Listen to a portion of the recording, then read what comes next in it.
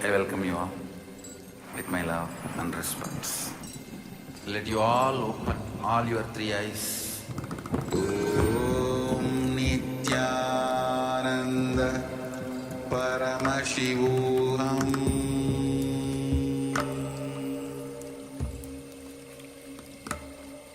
Om Nithyananda Paramashivoham.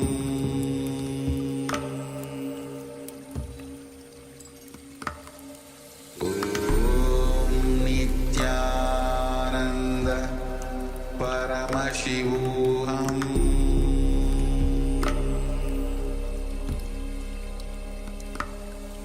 Om Nithyananda Paramashivoham.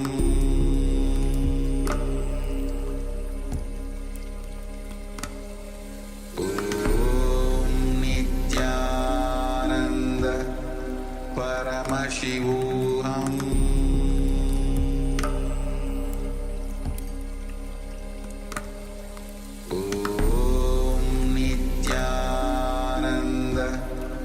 Paramashivoham.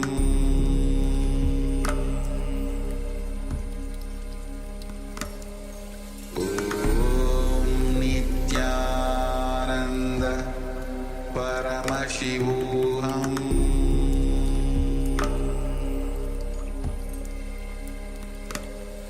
Om Nithyananda Paramashivoham.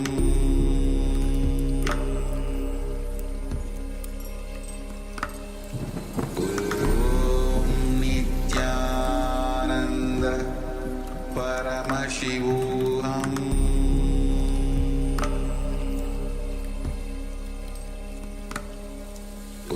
Om Nithyananda Paramashivoham.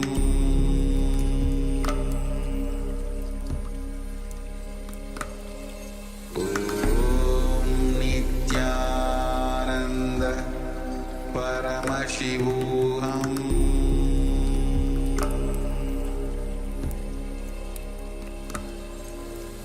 Om Nithyananda Paramashivoham.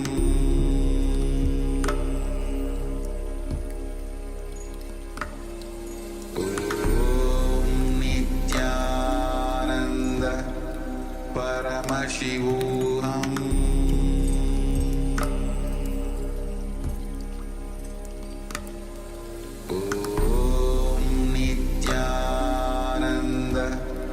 Paramashivoham. Om Nithyananda Paramashivoham.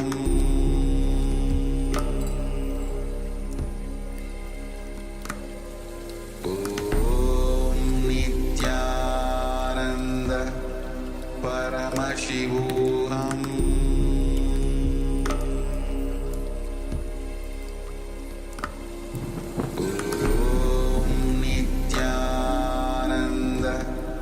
Paramashivoham.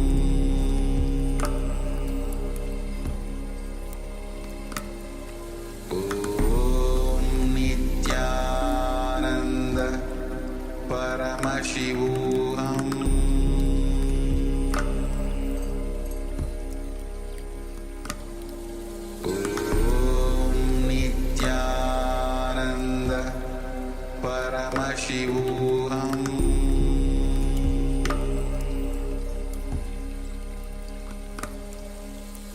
Om Nithyananda Paramashivoham.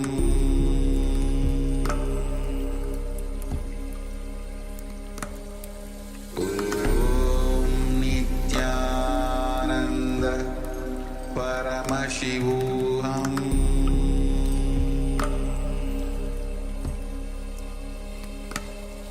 Om Nithyananda Paramashivoham.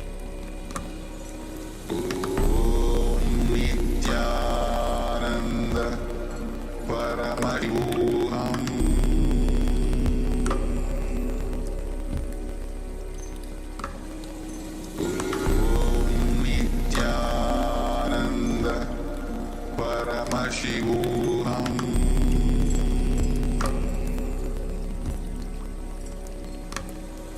Om Nithyananda Paramashivoham.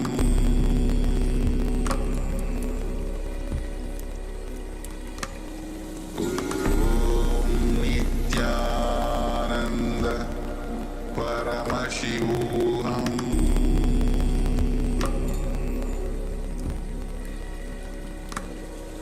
Om Nithyananda Paramashivoham.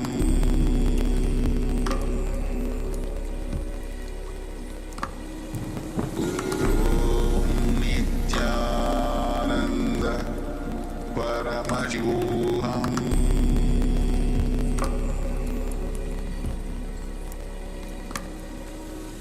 Om Nithyananda Paramashivoham.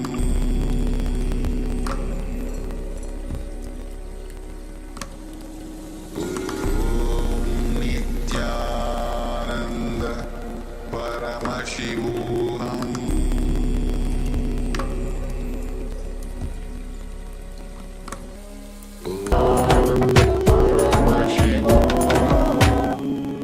Om Nithyananda Shivoham. Om Nithyananda Paramashivoham. Om Nithyananda Paramashivoham.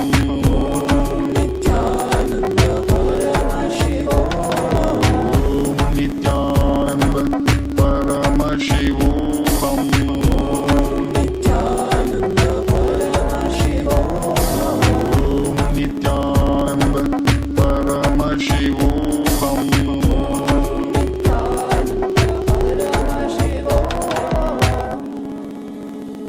Om Nithyananda Paramashivoham.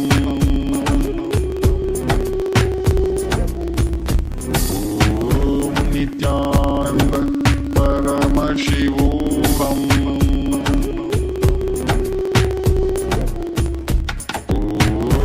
Nithyananda Paramashivoham.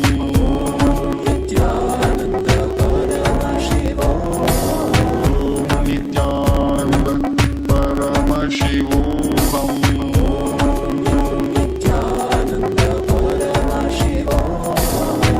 Om Nithyananda Paramashivoham. Om Nithyananda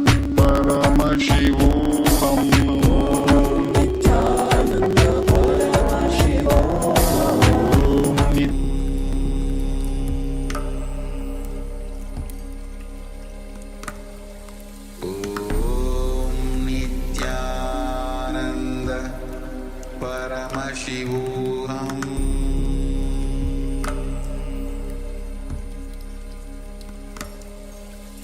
Om Nithyananda Paramashivoham. Om Nithyananda Paramashivoham.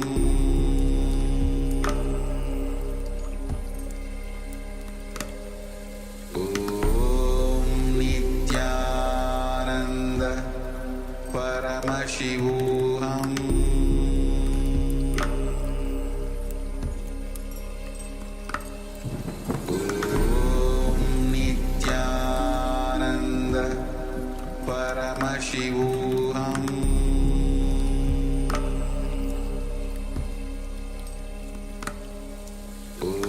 Om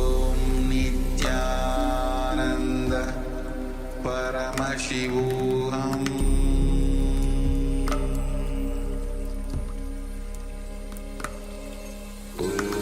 Om Nithyananda Paramashivoham.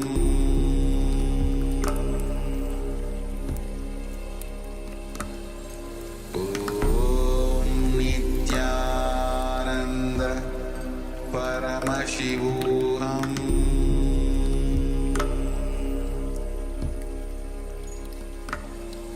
Om Nithyananda Paramashivoham.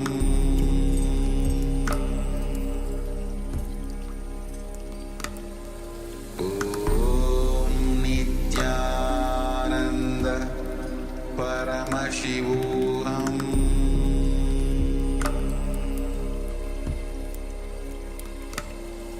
Om Nithyananda Paramashivoham.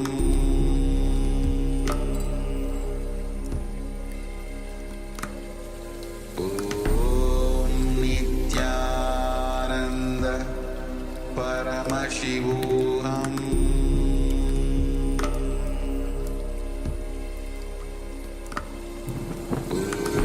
Om Nithyananda Paramashivoham.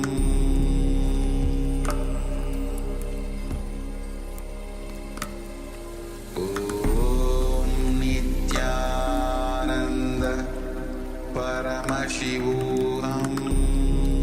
Nithyananda Paramashivoham.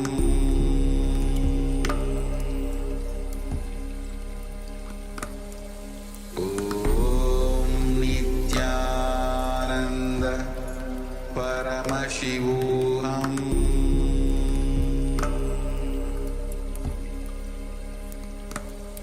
Om Nithyananda Paramashivoham.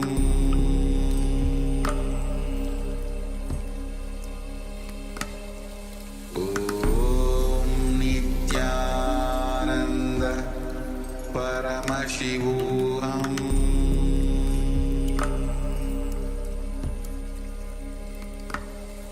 Om Nithyananda Paramashivoham.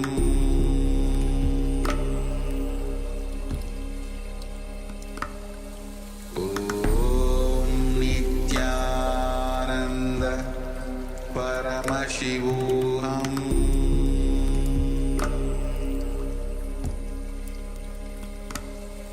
Om Nithyananda Paramashivoham.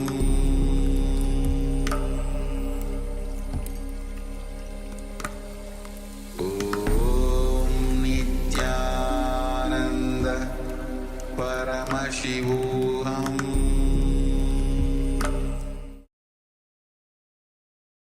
Nithyanandam.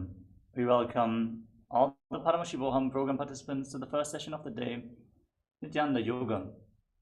We're going to perform the Prata Vinyasa Krama and the Dvitiya Vinyasa Krama, the 108 and 308 asana sequences. Requesting all the participants to please settle down on your yoga mat and sit with your head, neck and spine in a straight line. Bring your hands in Namaskara Mudra in front of the heart center. Close your eyes, take a deep breath. Visualize Swamiji in your inner space as we open the session with the Satguru Vandanam. Nithyanandam Paramasukadam Kevalam Jnanam Murtim Vandvatitam Gagana Satusham Datvamasyadi Laksham Ekam Nityam Vimalamachalam Sarvadi Sakshibhutam Bhavatitam Trigunarahitam Satgurum Tam Namami. Next we're going to perform the Shiva Mula Mantra. Chant along 11 times internally. Om Ham Ham Shivaya Namaha. Om Ham Ham Shivaya Namaha. Om Ham Ham Shivaya Namaha. Om Ham Ham Shivaya Namaha. Om Ham Ham Shivaya Namaha. Om Ham Ham Shivaya Namaha. Om Ham Ham Shivaya Namaha. Om Ham Ham Shivaya Namaha. Om Ham Ham Shivaya Namaha. Om Ham Ham Shivaya Namaha. Om Ham Ham Shivaya Namaha. Next, we're going to perform the Tattvachamanam, the ritualistic cleansing. Take your Panchavatram and Udani, the spoon with a cup and some water. Take your right hand in the Gokarna Mudra in the shape of a cow's ear. Take one Udani of water and pour it into your right palm. Each time the word Swadha is chanted, sip the water from the bottom of your right palm. Om Atmatattvam Shodayami Swadha. Take another Udani of water into your hand. Om Vidyatattvam Shodayami Swadha. Take another Udani of water into your hand. Om Shivatattvam Shodayami Swadha. Now wash your right hand with the water from the Panchavatram and wipe your lips twice with the bottom of your right thumb. Om Ham Hridayaya Namaha. Wash your hand again. With the index, middle and ring fingers joined together, touch above the upper lip and below the lower lip. Then wash your hand again. With index finger and thumb joined together, touch your right nostril and your left nostril. With ring finger and thumb, touch your right eye, your left eye, your right ear and your left ear. Then wash your hand again. With your little finger and thumb, touch your navel, your right chest and your left chest. And with all the fingertips joined together, touch the crown of your head, the right shoulder, the left shoulder and your heart center. Wash your hand again. Now place the right hand on top of the left and place both hands on the right thigh. Close your eyes and make a sankalpa. Set a conscious resolution what you're going to manifest as part of today's ritual of Nithyananda Yoga. As we chant the sankalpa mantra.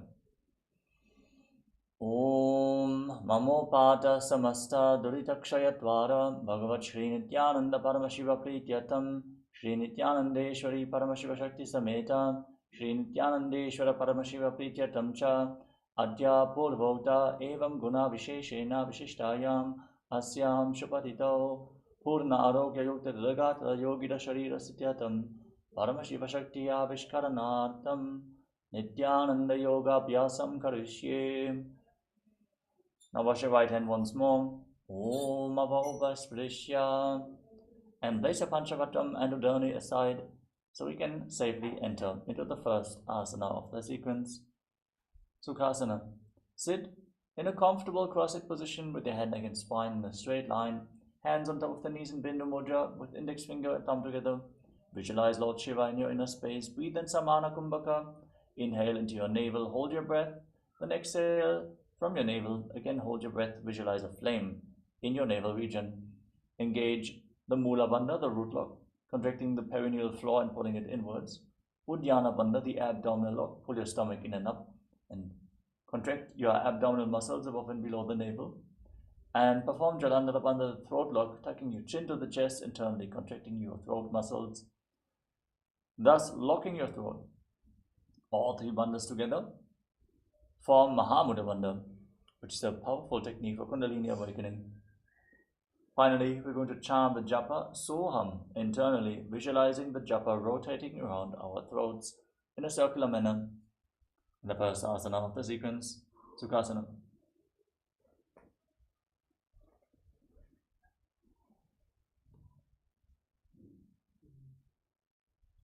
Sukhasana. Tat Sukhasanamityuktam Ashaktastat Samacharet Asanam Vijitam Yena Chitam Tena Jagatrayam. Parvatasana. Now, place your feet on top of opposite thighs. Sit in Padmasana. Join your palms in Anjali Mudra and raise your arms up straight above your head. Engage Mahamudra Bandha and visualize yourself as Mount Kailash. Athavakshe Mahadeva Parvatasana Mangalam Yatkritva Sthira Rupi Syat Shatchakradi Vilopanam. Halibhasana. Now extend your feet out in front. Join the soles of the feet together. Interlock your hands behind your back. Lean forward and down with your forehead on the mat. Gaze to your nose and engage all the bandhas as you visualize Swamiji. Purava Vidiyahu Mejano Ubhai Pagathali Samputatano Vishtupachedo Bhu Karalyavo Dachina Karaso Vamagahavo. Nadi Bhavasana. Now extend your arms out in front. Cup your palms on the ground in front of your feet with your forehead on the ground behind the heels. Gaze to the nose and visualize yourself as a snake. Purava Vidipari Agane Nito Hobi Kahuni Panasyo Lagadi Hatha Agane Dharti Lagave Pasari Dobo Hataki Anjuli Kare. Kokilasana. Now hold on to your big toes in Prana Mudra and extend your legs forward and up. Then cross your legs into Padmasana and lean forward and down onto your elbows while visualizing yourself as a bird. Athanyadasanam vakshye yena siddho bhavenaraha akasmad vayu sancharam kokilabhyasanena cha. Nithyananda. Now stack your knees and ankles, hold on to opposite elbows and start rotating your arms in wide circles as you gaze to your nose and visualize Swamiji. Goda bama padiki ashamahili soja dachicharan ko baralota parigulpa samoja Vamapadako mahilo bahuro bulpatujana tapari goda dachiki ashabarali dhana. Gajasana.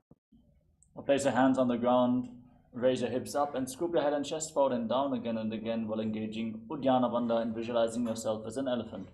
Nyukjam padagre bhumau pritvalambi bhuyamastakaagre nidhayam nitambam urdhvamunnamaya nabilaksham bhumau nasika maninyam. Vrikshasana. Now alternate pushing your heels into the ground and visualize yourself as a bear. Ekaikam padamapunja gajasanam kuryat vrikshasanam bhavati. Vaishasana. Stand on the tips of your toes with your hands in front of the chest in Hridaya Mudra and visualize Swamiji in your inner space. Keshena padayugalam bandvatishte dadho mukhaha atha vaishyavakshe yatkritva satyavan bhavet. Balalingasana. Now we're going to enter Urdhva Janukarana. Stand in Adimandi position, heels together, toes pointing outwards and knees bent. Bring your hands to the chest, then raise one knee along the center of your body and follow along with the respective hand on both sides gracefully again and again.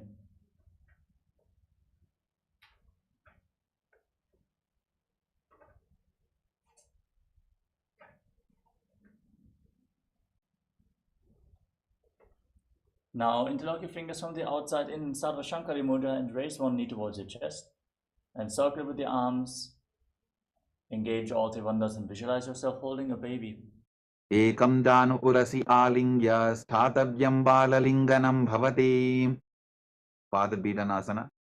Now pull the foot behind towards your buttocks with your hands interlocked in Parashu Mudra and visualize Swamiji in your inner space.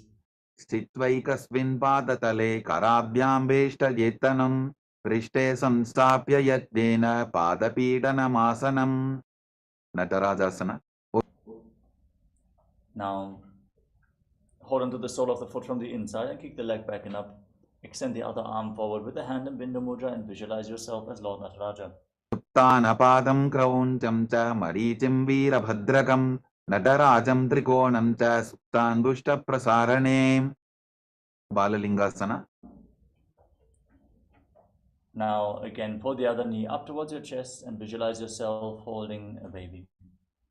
Ekam janu urasi alingya sthatavyam balalingaram bhavati. Padabhidanasana. Pull the foot towards your buttocks, engage all three bandhas and visualize Swamiji. Stitvaikasmin padatale karabhyam veshtayetanam prishte samstapya yattena padapidanamasana. Natarajasana. Hold the sole of the foot from the inside and kick your leg back and up as you extend the other hand forward in Bindu Mudra and visualize yourself as Lord Nataraja. Uttanapadam krauncham cha marichim veerabhadrakam natarajam trikonam cha suptangushta prasarane. Tadasana. Now we're going to perform Ardha Chakrana. Stand in Adimandi. Heels together, toes pointing outwards and knees bent, hands at the chest, elbows raised. Then step the right foot behind the left and swing the right arm back and forth like a pendulum. Gracefully move your fingers one by one, then place your hand over the nose, uncross your ankles, set the other foot behind and repeat the movement on the other side.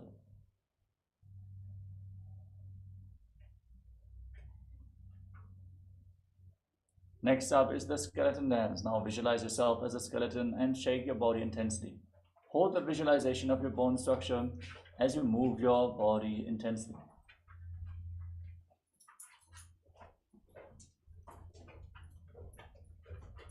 Paramashivoham. Nithyananda Paramashivoham.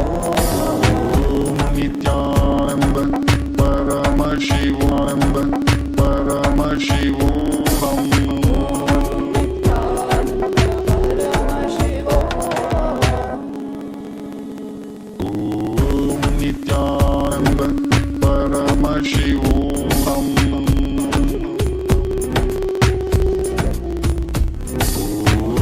Nithyananda Paramashivoham.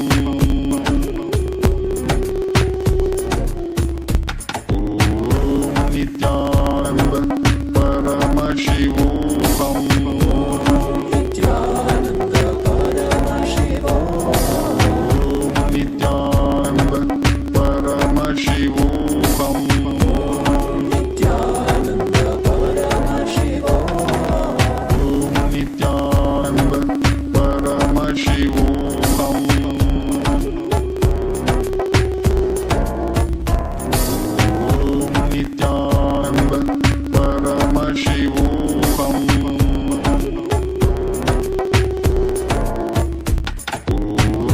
Nithyananda Paramashivoham. Nithyananda Paramashivoham.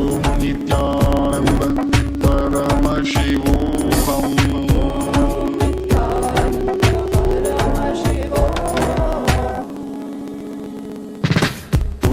Nithyananda Paramashivoham. Nithyananda Paramashivoham. Yes, Nithyananda, sorry for the technical glitch. Let us now move on to the next asana of the sequence, Tadasana. Stand on the tips of your toes and raise your arms up parallel above your head. Engage all the bandhas, Mahamudra Bandha. Visualize yourself as a palm tree as you internally chant the new japa, Shivoham, in Tadasana. महामुद्राबद्धपूर्णौ ताडासनविभेदकान् विनोत्तानं सदा कुर्यादन्तर्वत्नीपतिप्रियाम्. उत्तानासना. Now lean forward and down and place your hands on the ground. Engage Mahamudra Bandha and visualize Swamiji in your inner space. महामुद्राबद्धपूर्णौ ताडासनविभेदकान् विनोत्तानं सदा कुर्यादन्तर्वत्नीपतिप्रियाम्. तरक्ष्वासना. Now walk your hands forward, step your feet back into a plank position, lock your throat and rotate your head from side to side as you visualize Swamiji. गजासनवस्थित्वा मस्तकं वारं वारं दक्षिणकुक्षिं सव्यकुक्षिं नजेत्. तरक्ष्वासनं भवति. भुजङ्गासना. Now lower yourself down onto your stomach. Keep your hands at the side of the shoulders. Then roll your back up. Lift your head and chest. Open your mouth and inhale through the hollow of your throat in Bhujangani Mudra as you visualize yourself as a cobra.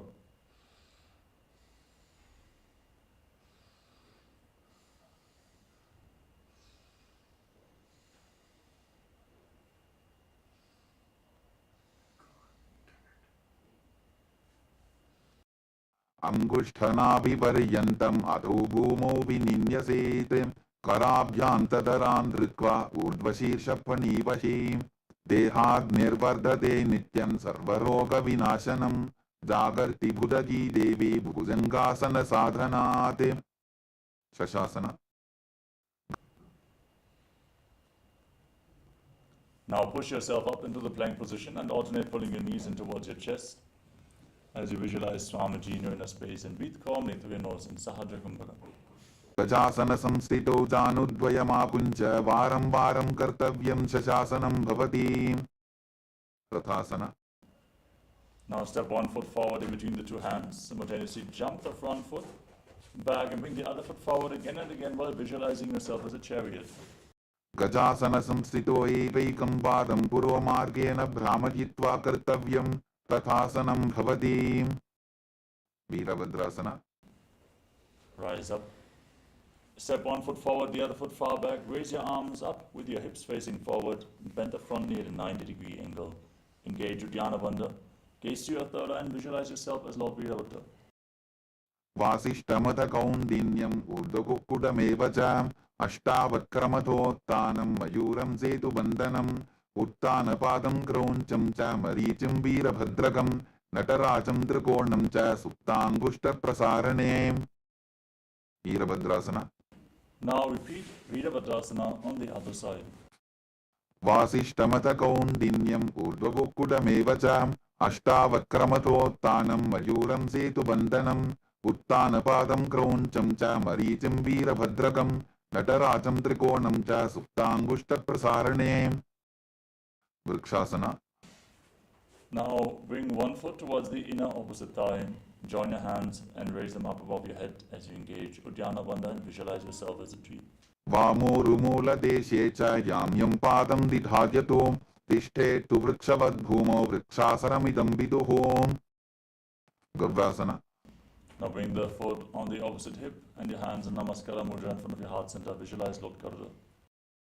गरुडासनमावक्ष्ये येन ध्यानं स्थिरं भवेत् सर्वदोषाद्विनिर्मुक्तो भवतीह महाबली एकपादमुरो बद्ध्वा एकपादेन दण्डवते जङ्घापादसन्धिदेशे जानुभ्यग्रं व्यवस्थितः vrikshasana. Now repeat Vrikshasana on the other side. वामोरुमूलदेशे च याम्यं पादं निधार्यतो तिष्ठेत्तु वृक्षवद्भूमौ वृक्षासनमिदं विदुः गरुडासना. Now repeat Garudasana on the other side. गरुडासनमावक्ष्ये येन ध्यानं स्थिरं भवेत् सर्वदोषाद्विनिर्मुक्तो भवतीह महाबली एकपादमुरो बद्ध्वा एकपादेन दण्डवते जङ्घापादसन्धिदेशे जानुभ्यग्रं व्यवस्थितम् त्रिकोणासना. Now step one foot forward and the other foot far back. Back toes facing sideways. Extend your arms and lean down. Place one hand by the foot, the other hand pointing up to the sky as you visualize yourself as a triangle. Look upwards. उत्थानपादं क्रौञ्चं च मरीचिं वीरभद्रकं नटराजं त्रिकोणं च सुप्ताङ्गुष्ठप्रसारणे त्रिकोणासना. Now repeat Trikonasana on the other side. उत्थानपादं क्रौञ्चं च मरीचिं वीरभद्रकं नटराजं त्रिकोणं च सुप्ताङ्गुष्ठप्रसारणे. Rise up, stand in Arimandi, and bring your hands in front of the chest with the palms facing each other. Raise one heel off the mat, stomp it down, and lift the other heel up as you exchange the position of your hands in front of your chest again and again in Nikuttaka Karana.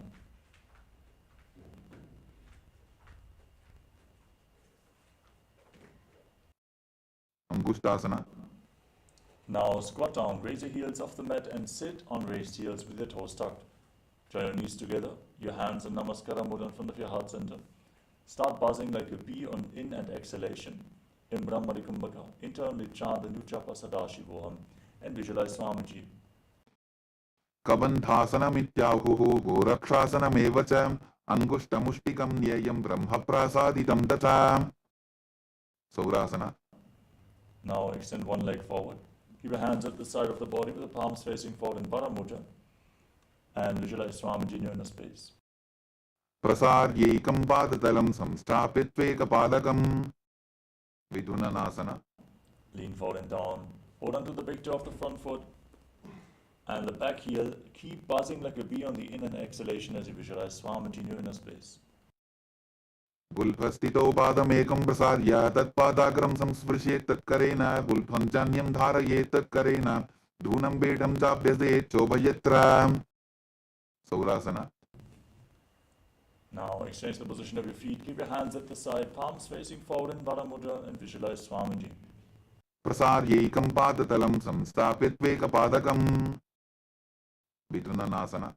Now lean forward and down and hold onto the big toe and the back heel. Visualize Swamiji. गुल्फस्थितौ पादमेकं प्रसार्य तत्पादाग्रं संस्पृशेत् तत्करेण गुल्फं चान्यं धारयेत् तत्करेण धूनं बेढं चाभ्यसेत् चोभयत्र ब्रह्मचुरं कुशासना. Now step both feet in, sit on raised heels with your knees apart, hands on top, palms facing up.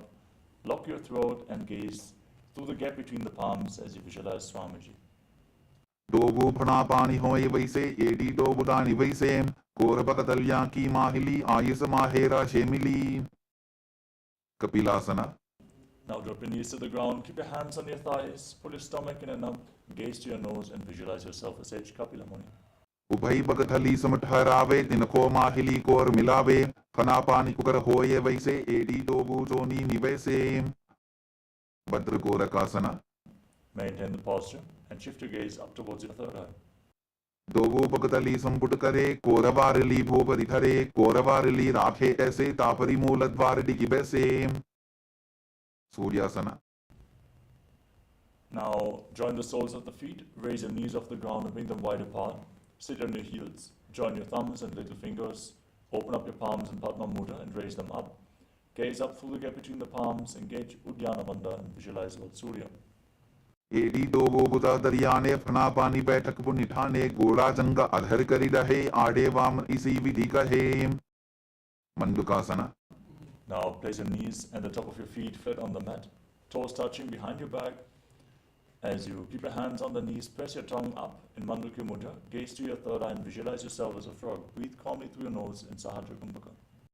पाद तलो पृष्ठ देशे अंगुष्टे द्वे च संस्पृशेते जानो युग्मं पुरस्कृत्य साधयेन् मंडुकासनम् उत्तान मंडुकासना Now raise your arms up and hold on to opposite shoulders behind your back, engage Uddiyana Bandha and visualize yourself as a frog. मंडुकासन मध्यस्थं कोटपराभ्यां धृतं शिरः एतद्भ्येकवदुत्तानम् एतदुत्तान मंडुकम् सिंहासना Now cross your ankles, sit on the raised heel, place your hands on the knees, stick your tongue out and exhale forcefully as you gaze to your nose and visualize yourself as a lion. दक्षिणं सव्यपुल्फेन दक्षिणेन तथेतरं हस्तौश्च जान्गो संस्थाप्य स्वाङ्गुलीश्च प्रसार्य च भद्रासना Now join the soles of the feet together, toes pointing backwards.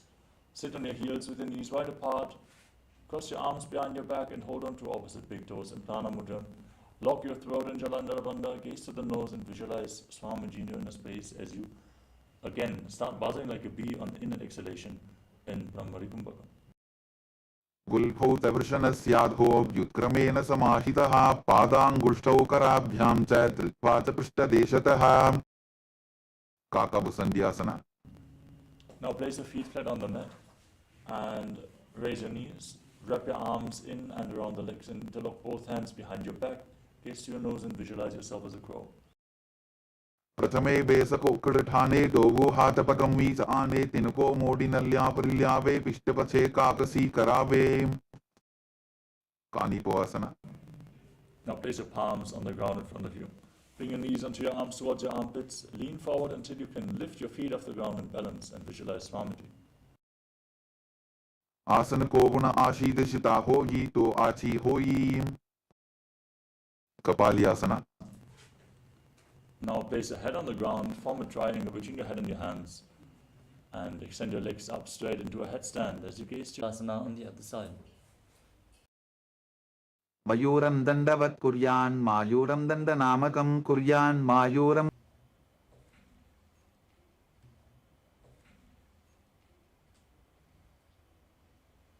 Now rise back up onto your hands. Rotate, lift one आवसानहरणं पश्चिमोत्तानसंयकं ययेत् तदासनं श्रेष्ठं प्रत्यहं धारयेत् सुधीः Vadiciyasana. Now step one foot in towards the body. Wrap your arm around the leg and interlock your hands behind your back. Lean forward and down and visualize yourself as Sage Marichi. उत्तानपादं क्रौञ्चं च हरीचं वीरभद्रकं नटराजं त्रिकोणं च सुप्ताङ्गुष्ठप्रसारणे Mahamudrasana. Now drop the wrist into the side. Keep the heel against the perineum. Lean forward and down and hold onto the front foot with both hands. Gaze to the nose. Engage Mahamudra Bandha and visualize Swamiji. महामुद्रां प्रवक्ष्यामि तन्त्रेऽस्मिन् मम वल्लभे यां प्राप्य सिद्धा सिद्धिं च कपिलाद्याः पुरागताः Vadiciyasana. Now repeat Marichiyasana on the other side. उत्तानपादं क्रौञ्चं च हरीचिं वीरभद्रकं नटराजं त्रिकोणं च सुप्ताङ्गुष्ठप्रसारणे Mahamudrasana.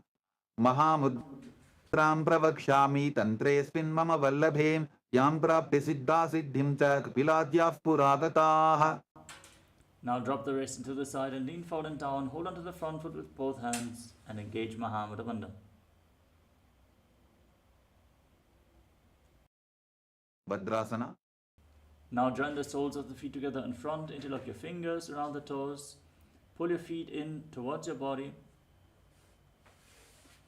and push your knees to the mat as you gaze to your third eye and visualize Swamiji. Gulphau tavrishanasyadah sivantyah parshvayoho kshipetem Padaparshvetu panibhyam draham badhvasu nischaram. Valipavasana. Now slightly extend your feet away from your body, hands on the knees, lock your throat and gaze to your nose. Puravachar padichoka kakhyo soyi vahi vidichoki je soyi yame edi bhinna jarashe angula 8 antaro rashe. Donyasana. Now bring your feet back in towards your body, hold onto the soles of the feet with your hands. Gaze to the nose and visualize Yoni Mandala in your inner space. Place your forehead on the mat and breathe in Rechaka Kumbhaka. Exhale and hold your breath after each exhalation. Dogo pagadali samputakare edi medke dingdadare ardhatako antararashe lilata pakathalya uparadashe. Midaki Pavasana. Now extend your feet away from the body and lean forward and down. Place your forehead on the mat behind the heels. Gaze to the nose and visualize Swamiji. Purava vidi paripagathali sampurta shola edi milirashe. Siddha Samadhyasana. Now bring your feet back in towards your body. Scoop your hands below the shins with the palms facing up. Place your chin on the ground in front of your toes with your toes against your throat. Gaze to the nose and visualize Lord Surya in your inner space. Dogo pagadari samputakare swale medha aga medhare angula 8 antaro rashe edi ko ese vididashe. Chiniki Pavasana. Now bring the heels together close to your perineum. Hold onto the soles of the feet and open them up like a book. Press your elbows onto your thighs, gaze to the nose and visualize Swamiji in your inner space. Dogu pakati edi dharti magiva medharagave. Starbra Jokasana. Now join the soles of the feet together. Place your hands on the respective knees and gently push them down to the ground. Engage Uddiyana Bandha. Gaze to your third eye and visualize Swamiji. Dogu pagadali samputadhare avane kaizare pasare gora bhuso lagatarashe hat dogu gora paridashe. Bhairavasana. Now join the soles of the feet together. Raise your heels up. Bring your toes down. Rotate your feet. Place your hands on the respective knees in Bindu Mudra. Pull your stomach in and up and gaze to your third eye as you visualize yourself as Lord Kalabhairava. Gulpho sampita jan yonyam vikrameno titam shanihi janbo pasvakato hasto dandavat bhairavasanam. Samanasana. Now bring one heel against the perineum and the sole of the other foot against your chest with both hands. Gaze to your third eye and visualize Swamiji. Samanasanamavakshe siddhamantradi sadhanat ekapadamaro dattva guhyonyalinga vatrake. Upanasana. Now lift the leg over top of your shoulder and extend the opposite leg forward and up. Gaze to your third eye and visualize Swamiji in your inner space. Kevalam padame kancha skandhe charope yattataha ekapadena gagane tishte tadandavatrabho. Samanasana. Now repeat Samanasana on the other side. Samanasanamavakshe siddhamantradi sadhanat ekapadamaro dattva guhyonyalinga vatrake. Apanasana. Now repeat Apanasana on the other side. Kevalam padame kancha skandhe charope yattataha ekapadena gagane tishte tadandavatrabho. Vamkhasana. Now stick your knees in front of your body with your feet outside opposite hips. Place your hands on the top knee, gaze to the third eye and visualize Swamiji. Gaze to the nose and visualize the face of a cow in your inner space as you breathe in Sheetkari Kumbhaka. Hiss through your teeth on the inhalation. Internally chant the new japa Om Nithyanandoham in Gomukhasana. Sabve dakshina bulphanto prishtaparshvin yojayetem dakshine titata savyam gomukham yatham. Anasuyasana.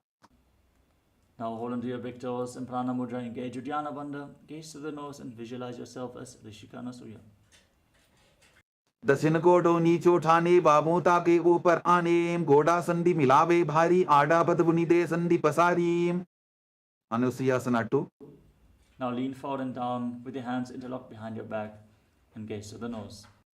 जीमरा कोदा की संधि उपरिटा बागोड़ा की संधि मिलाई राशे गोरा से उले पकतल्यालो आरवाई सुधा राशे Garvasana 2. Now step one foot in towards your body, with the other heel against your perineum, hands on the knees, and visualize yourself as Lord Garuda.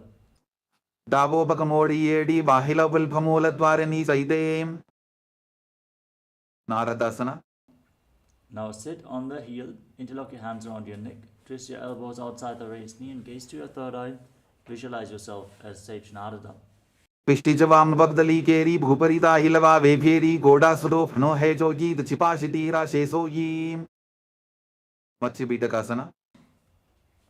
Now place the right foot on the left thigh, hold onto the left shin with the right hand and the left big toe. With the left hand and prana mudra, gaze to the nose and visualize Matsya, the fish avatar of Lord Vishnu. वामेन वामांगुष्टन्तो गृहीतं मज्ज बीटकं योरि वामेन संबीड्य मेढ्रातुपरि दक्षिणम्. Vomkhasana. Now once more, stack your knees in front of your body, hands on top, gaze to the nose and visualize the face of a cow. Sabve Dakshinabulphanto Prishtaparshvin Yozayetem Dakshine Tata Sadyam Gomukham Yatham. Anasuyasana. Now hold onto your big toes and gaze to your nose as you engage Uddiyana Bandha. दक्षिण कोटो नीचो ठाने बाबोता के ऊपर आने गोडा संधि मिलावे भारी आडा पद बुनिदे संधि पसारी. अनुसुयासना 2. Lean forward and down, repeat Anusuyasana 2. जीमरा कोदा की संधि उपरिटा बागोड़ा की संधि मिलाई राशे गोरा से उले पकतल्यालो आरवाई सुधा राशे. गर्वासना 2. Now step the right foot flat and bring the left heel against your perineum, hands on the knees, gaze to the nose and visualize yourself as Lord Garuda. Davo Bakamodi Yedi Bahila Vilpamula Dwarani Saide Naradasana. Now sit on the heel, interlock your hands around your neck and twist them outside the raised knee. Gaze to your third eye and visualize yourself as Sage Narada. पिष्टि जवाम बगदली केरी भूपरिता हिलवा वेफेरी गोडा स्वरूप no है जोगी छिपाशिती राशेसो यी मच्छी बीटकासना. Now place the left foot on the right thigh, hold onto the right shin with your left hand and the right big toe with the right hand. Visualize Matsya. वामेन वामांगुष्टन्तो गृहीतं मज्ज बीटकं योरि वामेन संबीड्य मेढ्रातुपरि दक्षिणम्. Matsyendrasana. Now extend your legs out in front, then place the left foot on the right thigh, twist your left elbow outside the raised knee with the hand by the neck, the right hand on the ground behind you. Gaze to your third eye and visualize Sage Nithyananda, the master of Hatha Yoga. उदिरं पश्चिमाभासं कृत्वा तिष्ठति यत्ततः नम्राङ्गं वामपादं हि दक्षचानुपरिन्यसेत्. Ubasana. Now extend your front hand down towards the big toe, hold on to the big toe in prana mudra. Gaze to your third eye as you place the other hand on the ear and visualize yourself as a camel. आसन को गुण झोलो जाए. Matsyendrasana 2. Now drop the hand to the ground behind you. Gaze to your third eye and visualize Sage Nithyananda, the master of Hatha Yoga. वत्सेन्द्रपीठं दृढर प्रदीप्तिं प्रचण्डर पण्डल खण्डनास्त्रम् अभ्यासत kundalini प्रबोधं दण्डस्थिरत्वं हि ददाति पुंसाम्. Matsyendrasana. Now exchange the position of your feet. Repeat Matsyendrasana on the other side. उदिरं पश्चिमाभासं कृत्वा तिष्ठति यत्ततः नम्राङ्गं वामपादं हि दक्षचानुपरिन्यसेत्. Ubasana.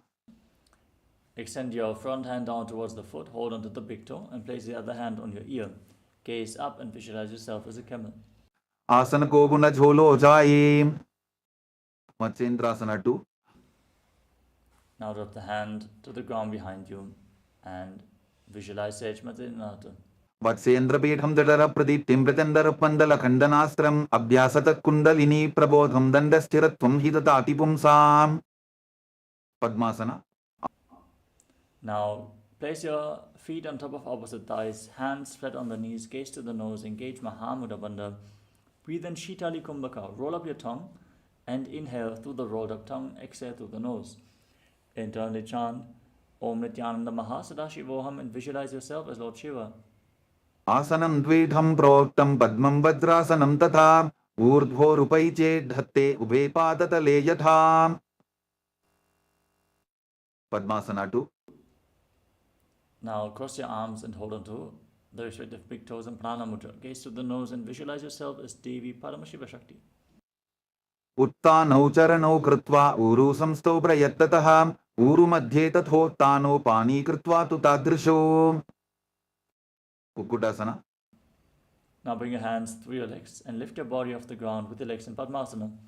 Visualize yourself as a rooster and breathe calmly through your nose, holding the breath on and off along the various chakras of your body in Sahadra Kumbhaka. पद्मासनं सुसंस्थाप्य नान्वोरोरन्तरे करो निवेश्य भूमावासिष्ठे व्योमस्थः कुक्कुटासनः. बद्धके की आसना. Now place your palms on the ground in front of you as you rise up onto your knees with your legs in Padmasana. Bring your elbows against your navel, lean forward and lift your body off the mat and balance. धरामवष्टभ्यकरत्वेन तत्कूर्परिस्थापितानाभिपार्श्वः उच्चासनो दण्डवदुत्थितर्खे मायूरमेतत्र वदन्ति पीठं मयूरं पद्मकं कुर्यात् बद्धके कीति कथ्यते. Mayurasana. Now lay down on your stomach. Bring your elbows against your navel and extend your legs back straight. Lean forward and lift your body off the ground and visualize yourself as a peacock. अथ वक्ष्ये महादेव मयूरासनमुत्तमं भूमौ निपात्य हस्तौ द्वौ कूर्परोपरि देहकम्. Makarasana. Now lay down on your stomach. Interlock your hands around your neck and rotate your feet so the toes are pointing outwards, heels are touching the ground, while visualizing yourself as a crocodile. अध्यासशेदे हृदयं निधाय भूमौ च पादौ च प्रसार्यमानो शिरश्च धृत्वा करदण्डयुग्मे देहाग्निकारं मकरासनं तत्. Salabhasana. Now place a hand on the ground at the side of the shoulders and lift your legs up straight off the mat while visualizing yourself as a locust. अध्यासशेदे करयुग्मवक्षो भूमिमवष्टभ्यकरयोस्तलाभ्यां पादौ च शून्ये च वितस्ति चोर्ध्वं वदन्ति पीठं शलभं मुनीन्द्राः. Pushprasana. Now hold onto your feet and pull them down towards the ground at the side of your hip. Try to touch your heels against the ground and visualize yourself as a camel. अध्यासशेते पदयुग्मव्यस्तं पृष्ठेटिदायापि धृतं कराभ्याम् आकुञ्चयेत् सम्यक् उदरासेवाढमुष्प्रञ्च पीठं योगिनो वदन्ति. Dhanurasana. Kick your legs back and up, hold onto the feet firmly and lift your head and chest as you gaze to your third eye and visualize yourself as Pinaka, Lord Shiva's bow. प्रसार्य पादौ भुविदण्डरूपौ करो च पृष्ठे धृतपादयुग्मं कृत्वा धनुस्तुल्य विवर्तिताङ्गं निगद्य योगी धनुरासनं तत्.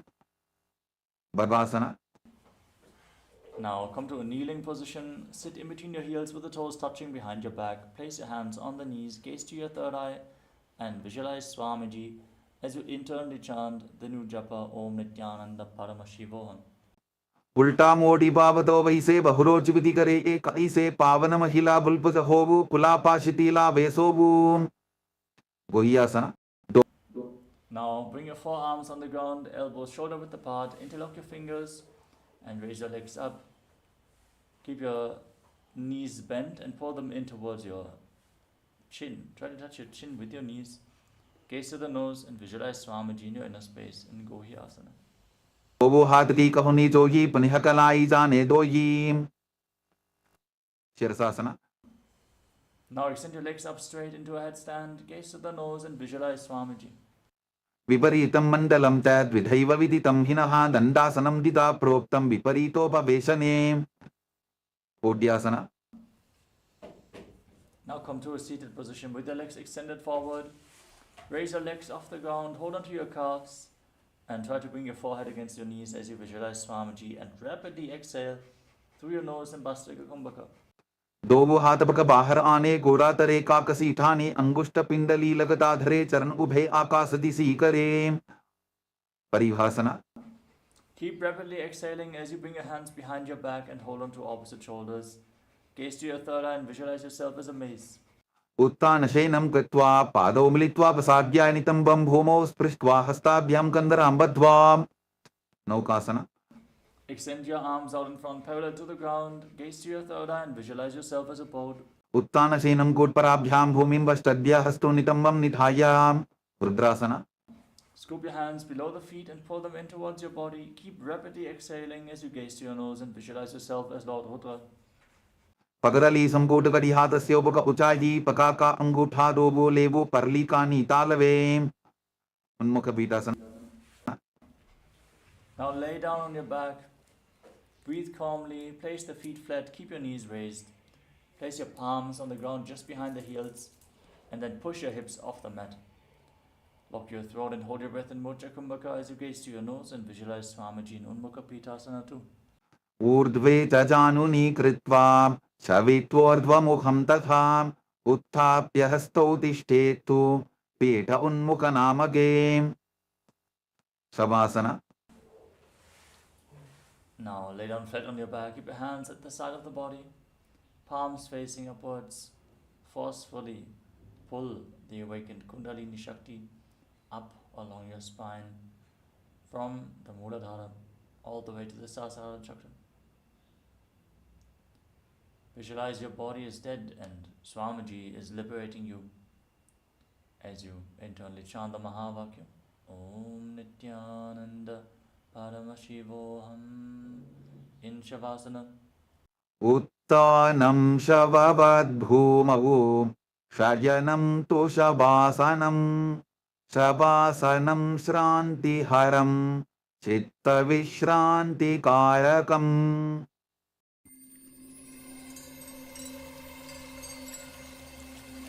I welcome you all with my love and respect. Let you all open all your three eyes. Om Nithyananda Paramashivoham.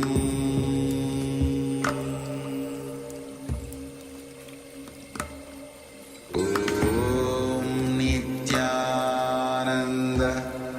Paramashivoham.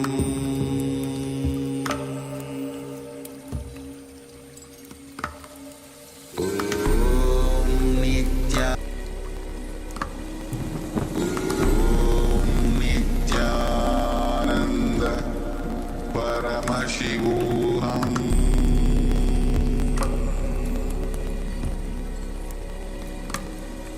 Om Nithyananda Paramashivoham.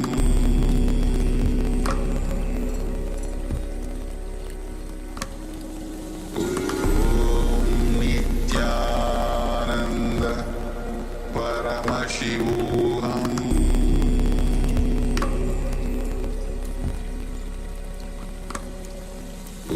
Om Nithyananda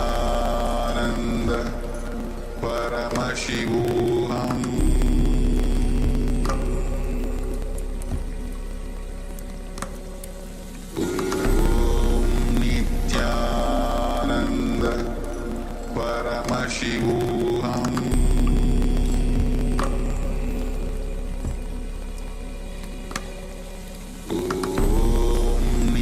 Nithyananda Paramashivoham.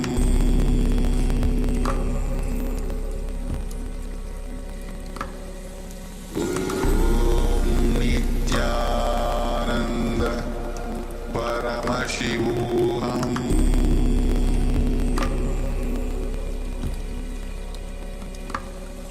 Om Nithyananda.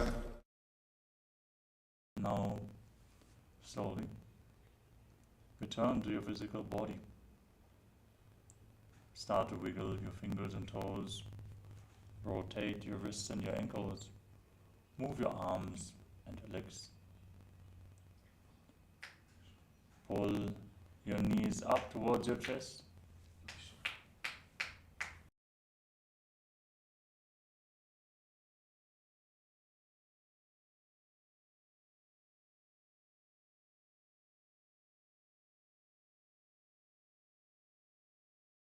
Encircle your legs with your arms and rock your body from side to side. Slowly return to a comfortable seated position.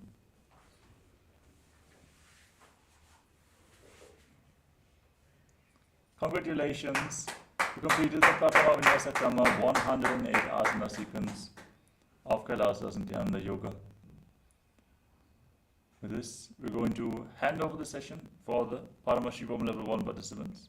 The next set of acharyas is already waiting to start a power manifestation session. Have your blindfolds ready. And hope to see you all again tomorrow for another round of Pratama Vinyasa Krama.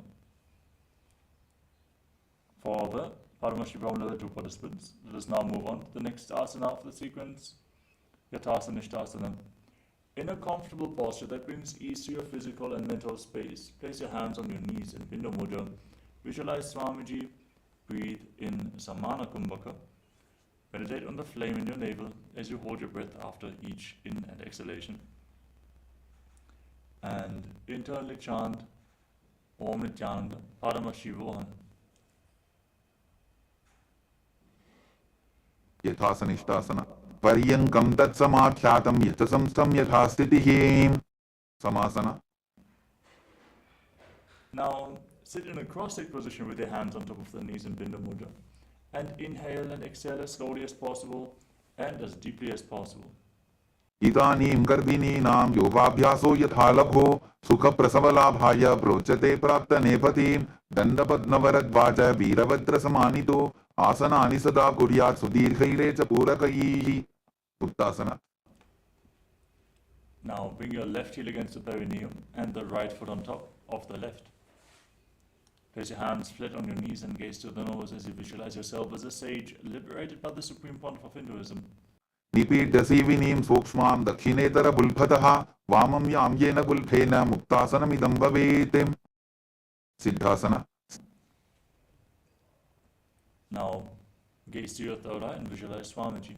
स्थानुस्सम्यमिदेन्द्रियोतलदशा पश्यन् भ्रुवोरन्तरं चैतन्मोक्षकपातभेदजनकं सिद्धासनं प्रोच्यते. सिद्ध्यासना. Shift your gaze to the ground in front of you. Engage Mahamudra Bandha and visualize Swamiji. वामपारिकेडीचान सीवनिमतितासकोठानो. रुद्रासना 2. Rotate your hands on top of the knees back into Bindu Mudra. Gaze to your third eye and visualize yourself as Lord Rudra. वामचरणपरितचिन्दराखे एकचुकदिये सेविदिदाखे. संतथुनासना. Now shift your gaze to the tip of your nose and embody tranquility and an unshakable nature. आसन की व नमन की कामीट. सिद्धासना 2. Now cup your hands in front of your navel and visualize Swamiji in your inner space. विजुकार्य समासीन सिद्धासनमुदीरितं प्रसार्य भूयिपाद. बन्धयोन्यासना. Now lock your senses in Shanmukhi Mudra. Close your lips, nostrils with your middle fingers, eyes with your index fingers, and your ears with your thumbs. Hold your breath and set the Sankalpa to manifest through the womb of creation. युत्र मध्ये महादेव बन्धयोन्यासने शृणो यत्कृत्वाखेचरो भूत्वा विचरेदीश्वरो यथा. वीरासना. Now, bring the right foot on the left thigh and the left foot below the right thigh, hands on the knees in Bindu Mudra, and embody the state and space of bravery. एकं पादमथैकस्मिन् मिन्यस्योर्नि संस्थितः इतरस्मिंस्तथा चोरुं वीरासनमुदीरितम्. वाल्मीकासना. Now, shift your gaze up towards your third eye and visualize Sage Valmiki, the great poet and author of Ramayana. दावा bug की बगथली पुनि Eli है जोनी मुद्रासना.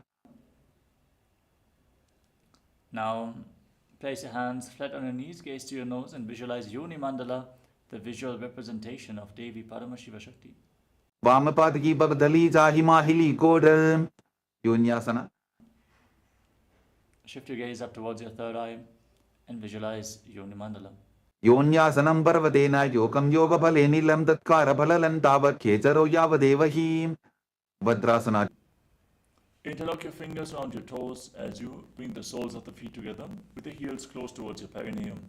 Push your stomach in and up, gaze to the nose, and visualize yourself as Lord Veerabhadra. गुल्फौ च वृषणस्यादः सीवन्त्या. Left hand on the knee, the right hand over your mouth. Close your left nostril with your index finger. Inhale through the right. Then close both nostrils. Hold your breath.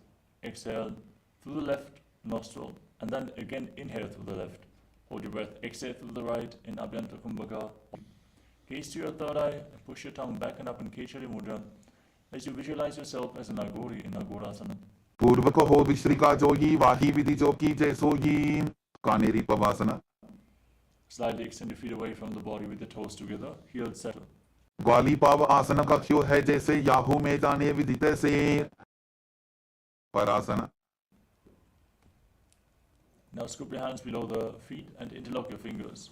Lift your feet off the mat, gaze to the nose.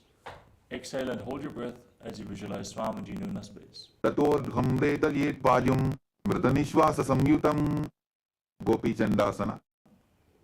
Now interlock your fingers around the toes from above and put your feet against your chest. Gaze to the nose and embody the state and space of a king. Purava vidipaka ka angutha kantuku parashem Udarasana. Knee. Ingadrasana. Vamachanga Paridacharathane Vamahastapishti Sane Machandasana 2. Now untwist your spine, hold on to your big toes and lean forward and down, placing your forehead on the ground. Visualize Swamiji. Prasamaji Manatarna Jajoji Vamadanda Parila Kesoji Guru Asana. Now rise up, interlock your fingers and place them on the left knee as you engage Mahamudra Bandha and visualize your Guru Swamiji. Puramole Idrapadasya Kanitika Pradesh Vulbham Samstapya Sankatasana. Now once more, stack your knees. Sit on the right heel this time, hands on opposite knees. Gaze forward and visualize yourself as an elegant swan in Sankatasana on the other side. Vamapadam Chiter Mulam Sanyasadar Nitale Padatandena Jam Yena Veshtajet Vamapadatam Dhenukasana. Now slide the right foot outside the hip, sit in between the heels, hands on the top knee. Engage Uddiyana Bandha and visualize a cow in your inner space in Dhenukasana on the other side.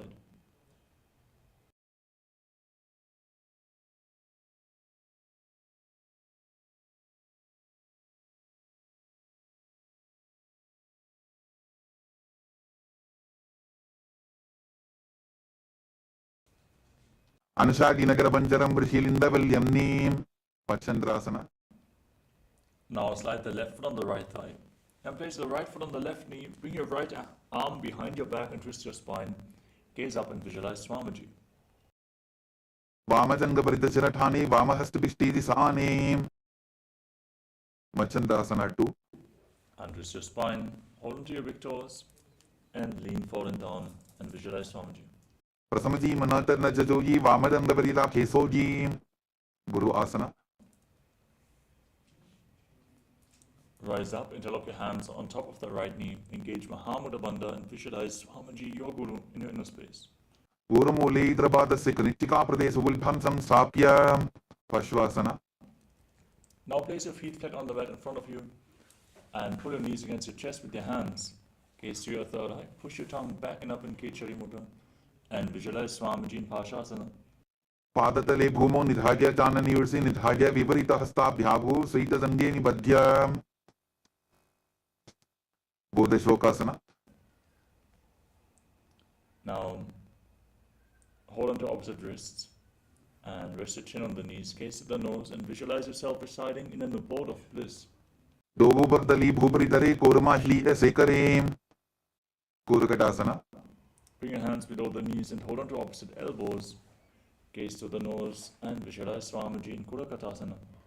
Do Hath Bhag Bahare Lyave Goda Niche Le Taharave Smatyasana. Now cross the right ankle over the left, point your toes up, gaze to the nose and visualize the great sage Maharishi Sumati. Muladvari Dharti Barithane Dava Bhagaparida Chavitane Dandasana. Now extend the legs out in front, interlock your fingers and extend your arms up straight. Engage Mahamudra Bandha, gaze to the nose and visualize Swamiji. Idanim Garbini Nam Yogabhyaso Yathalago Sukha Prasavala Bhagya Pruchate Prakta Nepathim Arambhasana. Now lean forward and down. Hold onto your big toes in Prana Mudra. And inhale through one nostril, exhale through the other alternatingly as you visualize Swamiji in Arambhasana. Dobu Pakamiriva Pasari Pagaka Angutha Pakadi Lila Tukoda Lagave Vidokasana. Now slightly separate your feet and raise your knees. Scoop your hands below the shins and hold onto the soles of your feet from the outside. Place your face on the mat as you gaze to your third eye and visualize Swamiji. Prathama Besido Pau Pasari Kachap Urtako Kurdo Darim Dalandhari Pavasana. Now join your heels together and rest your chin on the heels. Scoop your hands below the shins, palms facing up. Gaze to the nose and visualize Swamiji in your inner space.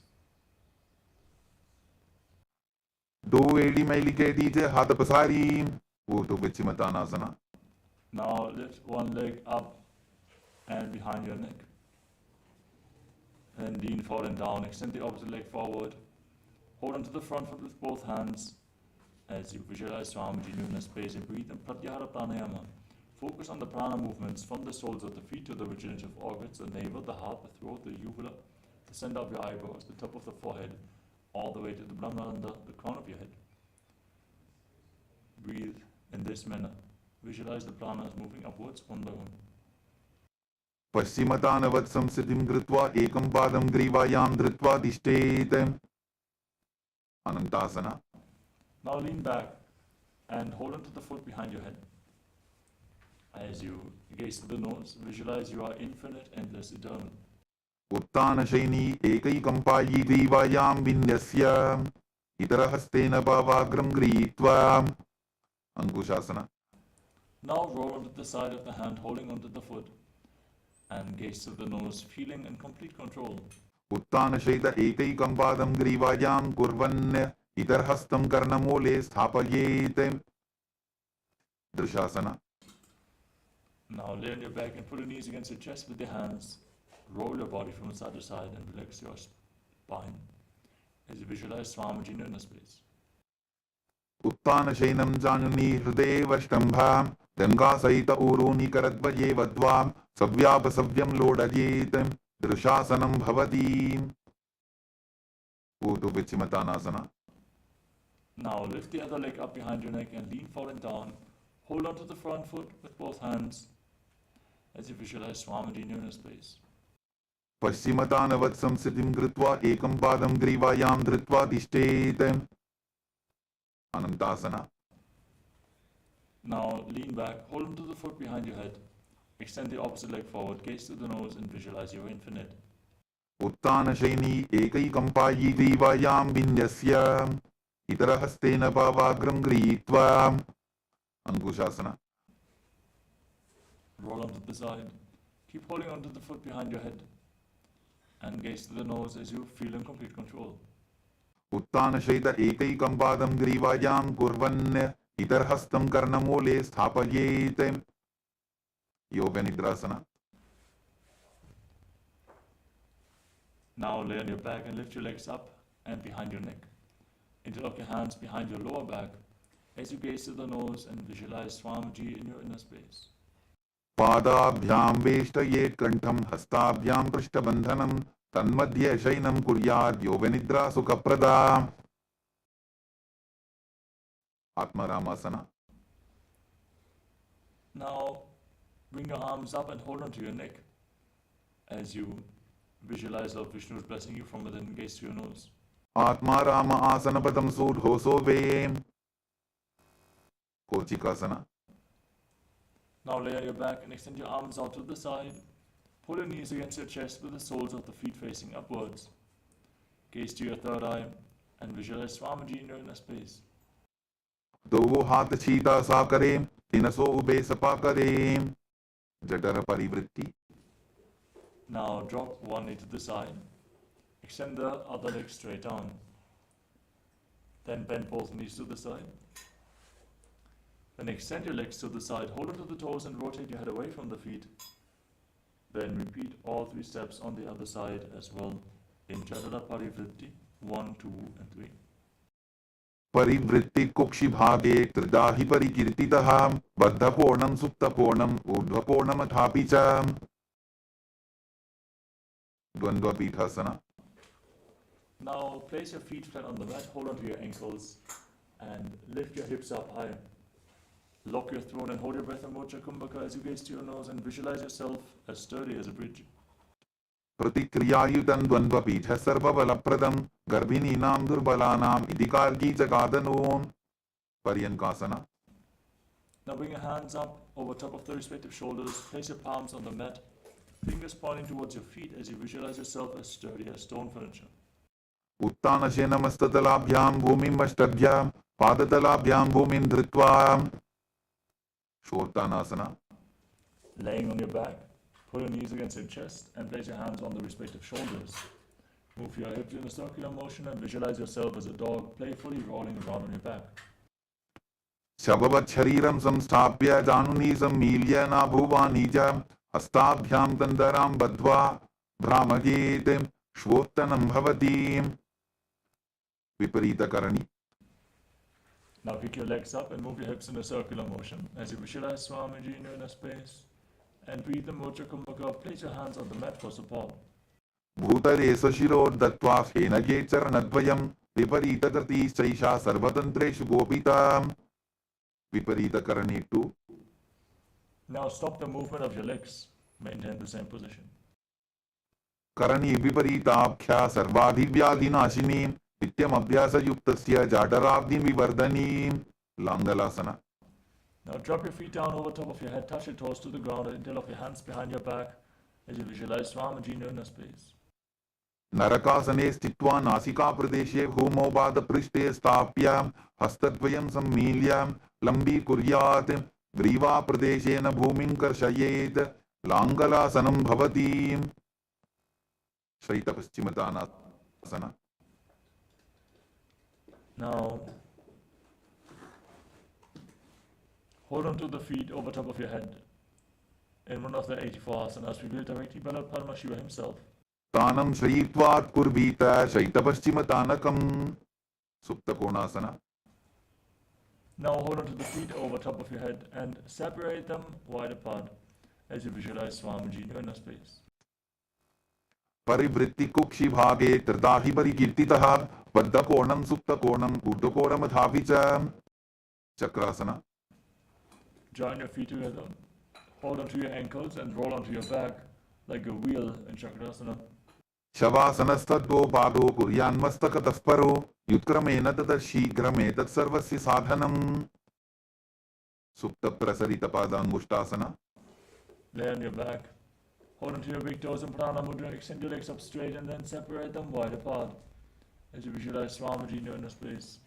Uttanapadam krauncham cha malichimbida bhadrakam natarajandrikonan cha suptangushta prasaranem. Supta padangushtasana. Now join your feet back together over top of your body. Hold onto your big toes in Prana Mudra and visualize Swamiji in your inner space.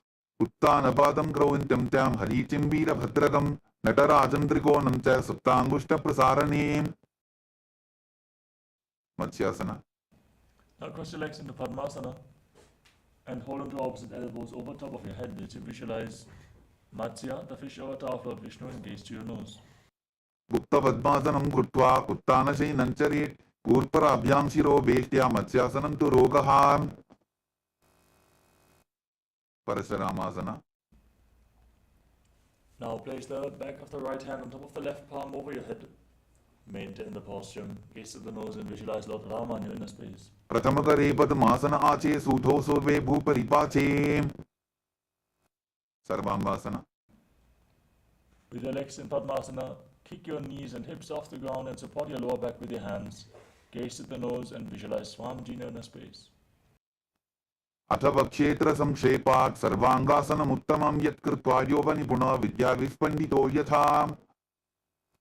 Vrichikasana. Now lay on your back and pull, cross one leg over top of the opposite knee. Pull your knees towards your chest. Extend your arms over top of your head. Hook your fingers forward like the stinger of a scorpion as you gaze to your third eye and visualize yourself as a scorpion in Vrishchikasana. Prathamashaina sudho shishike shiki sandhi sudakhe. Vrichikasana. Now exchange the position of your feet. Repeat Vrishchikasana on the other side. Prathamashaina sudho shishike shiki sandhi sudakhe. Vrishabhadakshepasana. Now lay on your back. Interlock your hands around your neck and alternate pulling your knees in towards your chest as you visualize Swamiji. Uttanasenam kritva angvali bhikandram vadva purparo militva nitambena bhumim sprishtva. Marottanasana.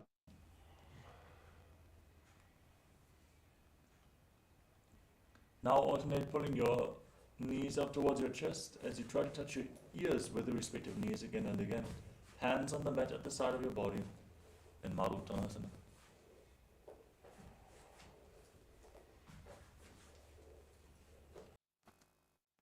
श्वोत्तानवत् संसिद्धि कृत्वा जानद्वयं पर्यायेन कर्मयोः संस्पृशेत् वृकासना.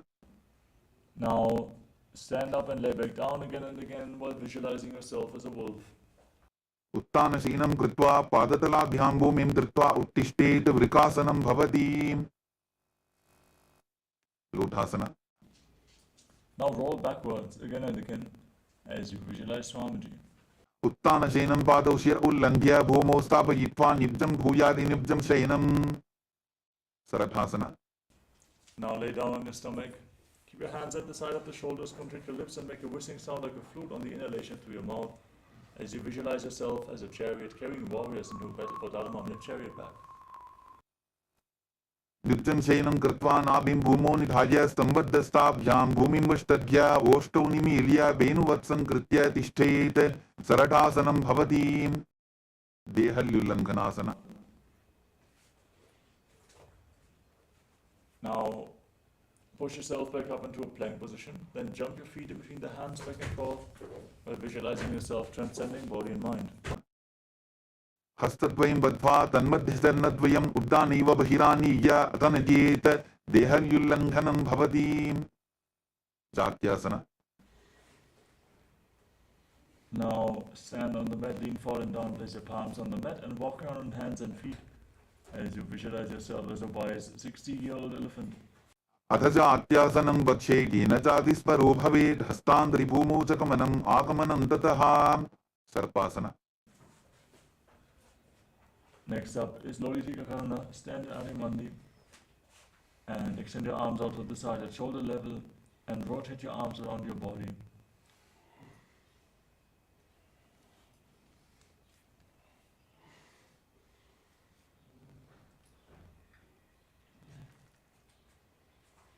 Now tie your legs with a rope if you have one available and stand erect on the mat like a rod, visualizing that your Kundalini Devi is rising and curling upwards around your body in Sarvasana. अथ सर्पासनं वक्षे वायुपानाय केवलं शरीरं दण्डवत् तिष्ठेत्. रज्जुबन्धस्तु पादयोः वायवी कुण्डली देवी कुण्डलाकारमङ्गुले. उष्ट्रसाधनासना. Now lean forward and down and hold on to your toes from the front with your hands and fists. Walk around on the mat and visualize yourself as a camel in Ushtrasadhanasana. उष्टिकनिष्ठिका प्रदेशेन भूमौ निधाय उपरि पादतले संस्थाप्य उष्ट्रवत् उष्ट्रसाधनं भवति. अश्वासना. Now hold on to the toes on the side and walk around on the mat like a horse. उष्टिकनिष्ठिका प्रदेशेन भूमौ निधाय उपरि पादतले संस्थाप्य अश्ववत् शरीरं चलनीयम् अश्वासनं भवति. कपोतनिटकासना. Now stand with the heels touching, toes pointing outwards, hands interlocked behind your back and lean backwards as far as possible. Pull your hands towards your calves and visualize yourself as a soaring bird diving. Try to relax into this asana and breathe as deeply as possible.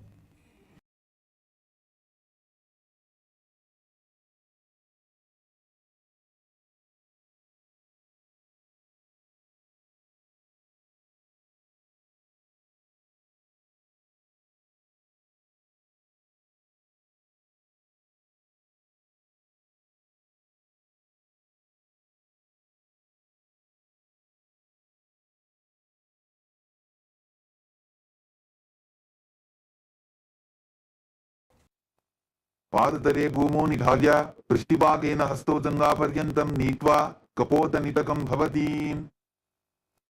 खड्गासना. First, the Talapushpaputam Karana. Stand in Adimandi. Heels together, toes pointing outwards, knees bent. Join your hands in Namaskara Mudra. Bow down to one side. Open up your palms and raise the respective heel again and again on both sides as you visualize that you are offering flowers to Paramashivoham.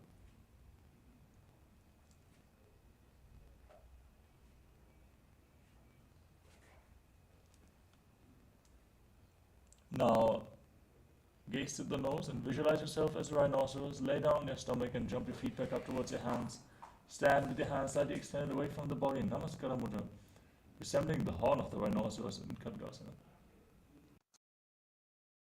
लुचसरतमासनं कृत्वा पादतलाभ्यां भूमिं वष्टभ्य उत्तिष्ठेत्. खड्गासनं भवति. Uttanottanam.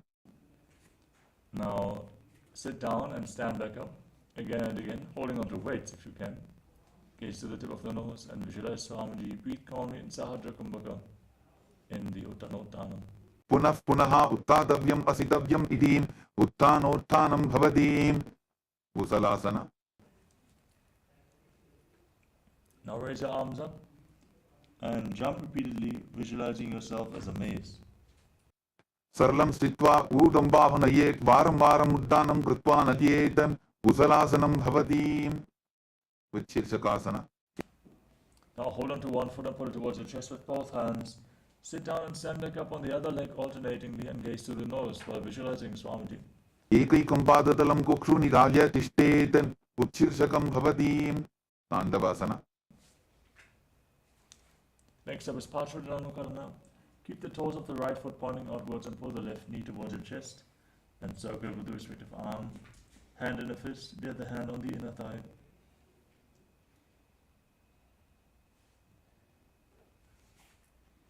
Now extend your left leg forward and your arms as well.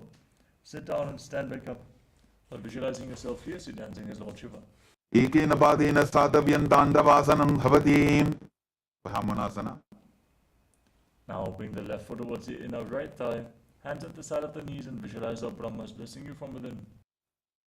Brahmanasana vakshe yatkritva brahmano bhavet ekapadamaro dattva tishtet dandabhritarvuvim. Garvasana 3. Now cross the left foot on top of the right knee. Tuck your toes behind the calf. Bring your left arm below the right and join your hands in Namaskara Mudra as you visualize yourself as Lord Garuda. Uttana kurma pidham cha saimhaskaruda mevacha bata janam komkham cha bharatvasan trivikramam. Ekapadasana. Now place your left foot on top of the right thigh and hold on to the respective knees as you visualize Swamiji in the space. Dakshang grimbama padasya dangopari nidhayitam. Dhruvasana. Now hold on to the big toe of the left foot and extend the leg out to the side, rotating quickly on the standing leg as you visualize yourself as the North Pole Star. Ekena hastena dandarupasya ekasya padasya brahm dhritva itarpadatalam bhumo nidhadyam tvaraya brahmanam kartavyam dhruvasanam bhavatim. Trivikramasana. Now lift the left leg up behind your neck. You can also lift it over your shoulder or pull it towards your chest. Then sit down and stand back up on the other leg. Hold on to a solid object for balance as you visualize Lord Vishnu's blessing you from within. Drivayam padam samstapya sadhavyam uttadavyam trivikramasanam bhavatim. Tandavasana. Next up is Parshodhanukarana now on the other side. To point the right toes outwards. Point the left toes outwards and pull the right knee up towards your chest. And circle with the right arm, right hand in a fist, the left hand on the inner thigh. Now extend the right leg forward, sit down and stand back up and visualize yourself dancing as Lord Shiva. Ekena padena statavyam tandavasanam bhavatim. Brahmanasana. Now bring the right foot on the left thigh and keep your hands at the side of the knees, visualizing Lord Brahma. Brahmanasana vakshe yatkritva brahmano bhavet ekapadamaro dattva tishtet dandabhritarvuvim. Garvasana 3. Now bring the right leg over on the left knee, tuck the toes behind the calf, join your palms as you bring the right arm below the left and visualize yourself as Lord Garuda. Uttana kurma pidham cha saimhaskaruda mevacha bata janam komkham cha bharatvasan trivikramam. Ekapadasana. Now place the right foot on the left thigh and hold on to the respective knees and visualize Swamiji. Dakshang grimbama padasya dangopari nidhayitam. Dhruvasana. Now hold on to the right big toe and Prana Mudra. Hold on to the, extend the leg out to the side and rotate quickly on the standing leg, visualizing yourself as the North Pole Star.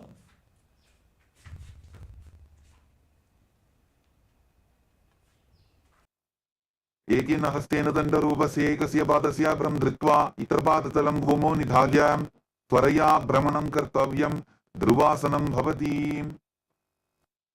त्रिविक्रमासना Now lift the right leg up behind your neck. Stand tall, sit down and stand back up. Visualize Lord Vishnu blessing you from within.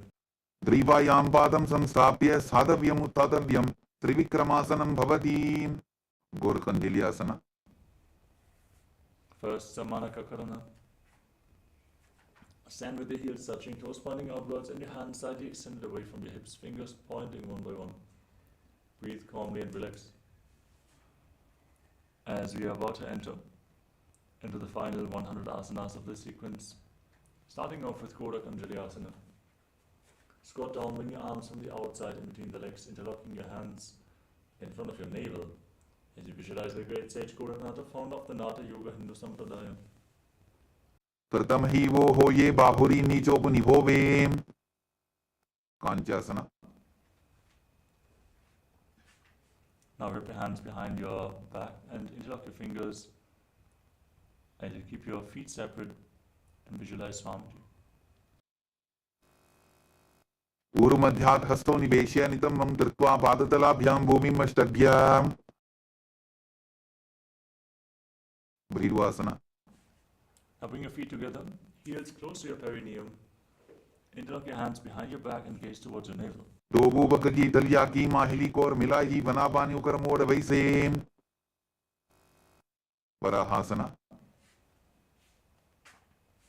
Now join your heels together, separate your toes and bring your palms together behind your head with the fingers pointing down in Anjali Mudra as you visualize yourself as Varaha, the boar avatar of Lord Vishnu.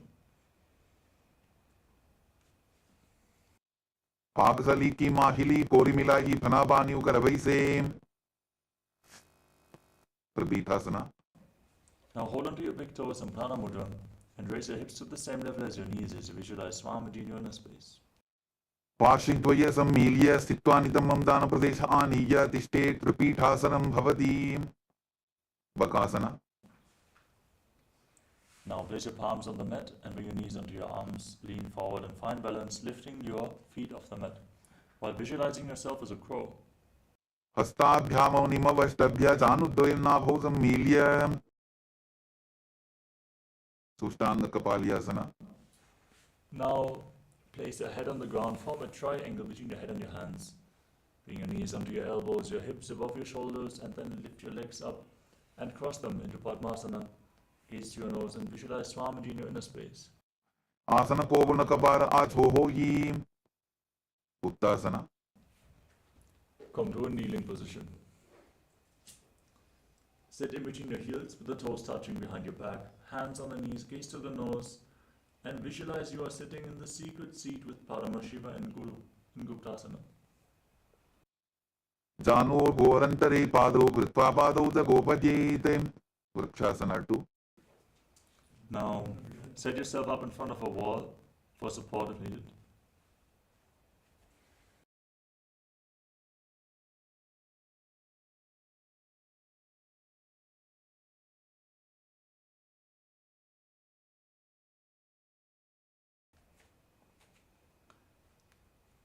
Place your hands on the ground and pick yourself up.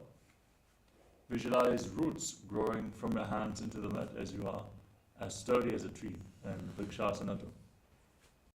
सप्तचक्रक्षालनाय vrikshasana विशेषकाञ्चन इन्द्रियदाढ्य कोणभेदान् समभ्यसेत् शिबुआसना Now, bring your hands and feet closer together. Gaze to your third eye and visualize tejas, shining light is flowing towards your third eye, rejuvenating your body. डोबूबक जोड़ी माही कुल्फ मिलाये मत्यासना 2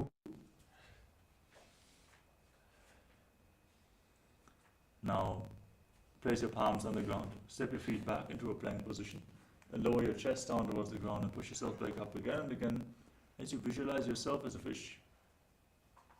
नित्यं शयनं कुर्वरोपाशभावाय मूर्धवृत्त्या हस्ततलाभ्यां भूमिं वष्टभ्य वारं वारम् उद्दानं कुर्यात् मत्यासनं भवति सर्पासना 2 Lay on your stomach and place your hands on the respective hips, lifting your head and chest from side to side like a snake, in Sarapasana 2. दिग्धं शयनं कृत्वा हस्तोनितं संस्थाप्य पादोदीकीकृत्य सम्मीलयन् उरससन्तव्यं सर्पासनं भवति निरालम्बनासना.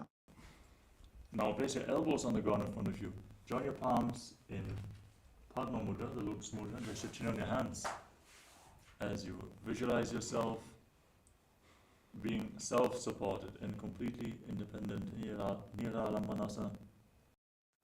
कराभ्यां भङ्गसं कृत्वा तिष्ठेत् कुर्परयासुधीः मुखमुन्नमनुच्चायी निरालम्बनमासनं निरालम्बनयोगी स्यान् निरालम्बनमासनं निरालम्बनता ध्यानं निरालम्बनमासनं.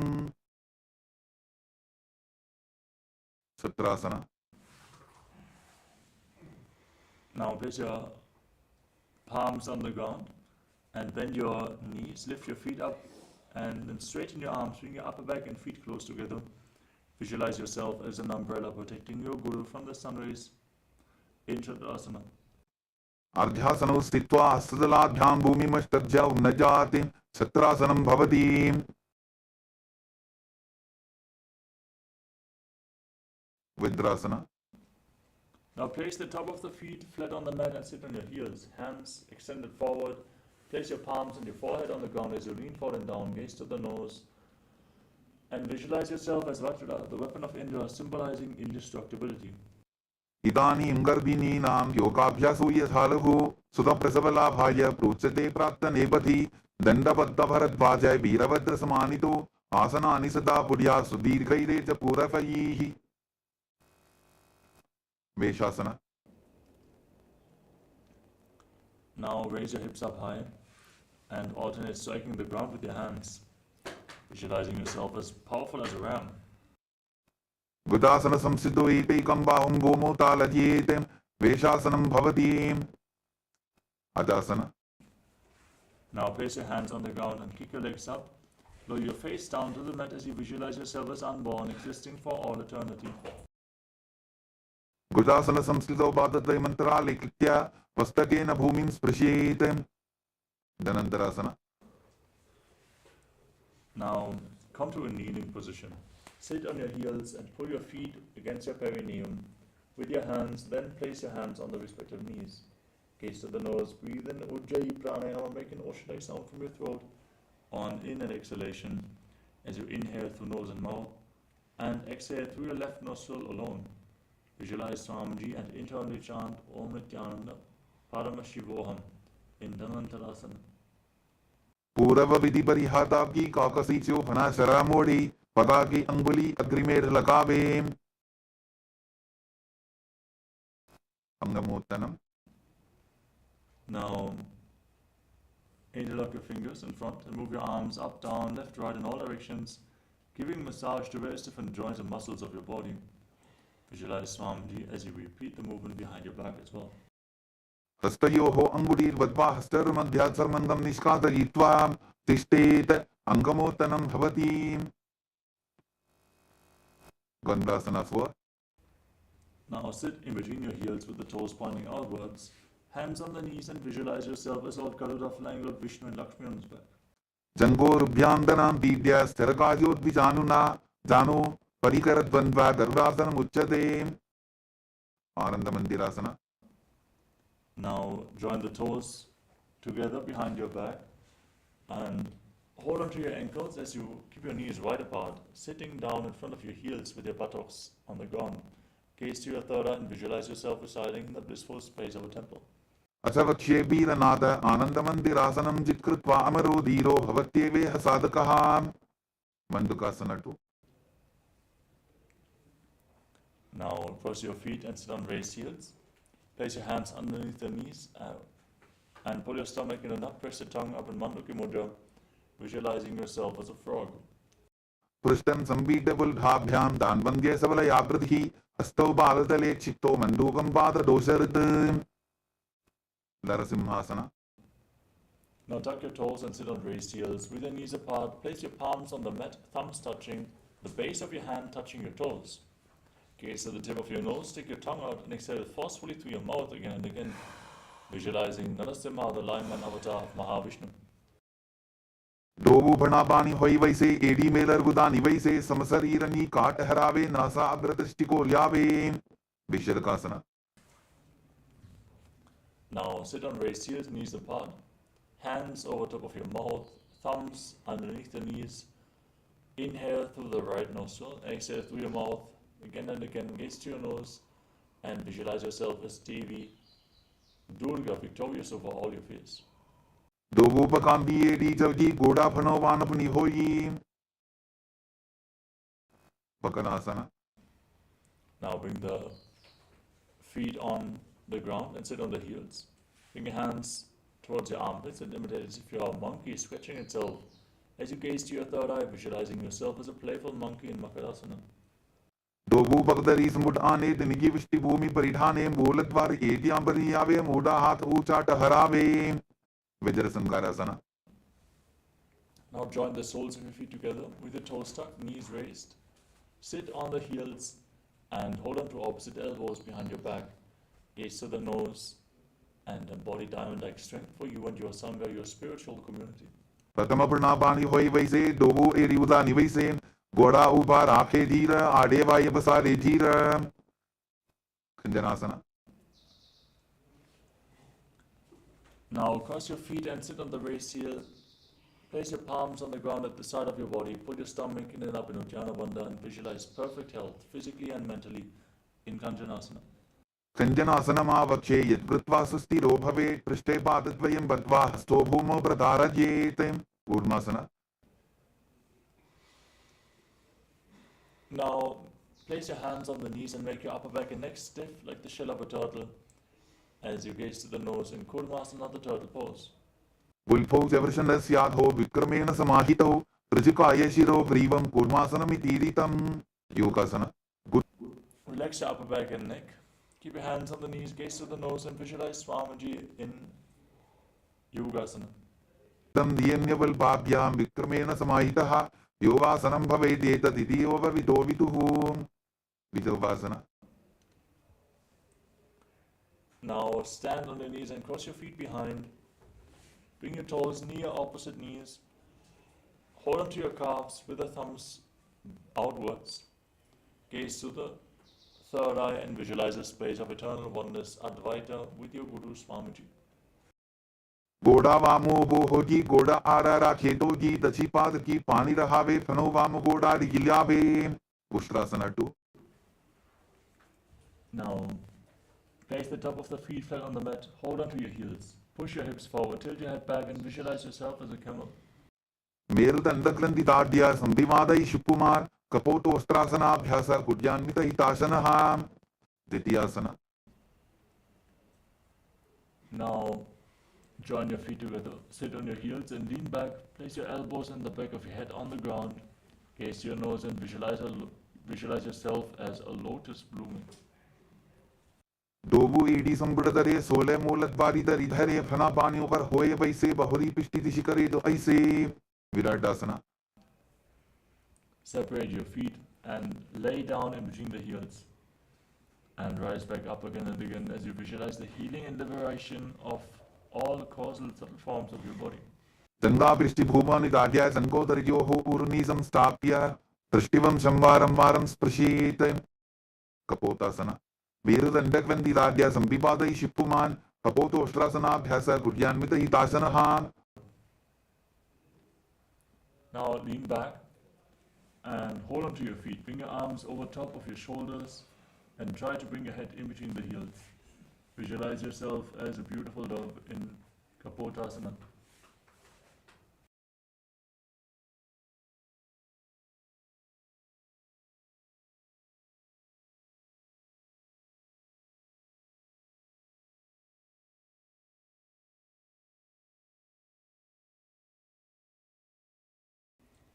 Next is Vadasana. Now stand on your knees with your toes tucked behind.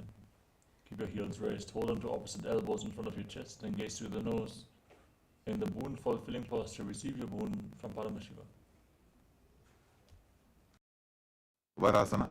जानुनी भूमौ संस्थाप्य हस्ताभ्यां बाहुपरस्परं धृत्वा सततं तिष्ठेत् वारासनं भवति. वराहासना 2.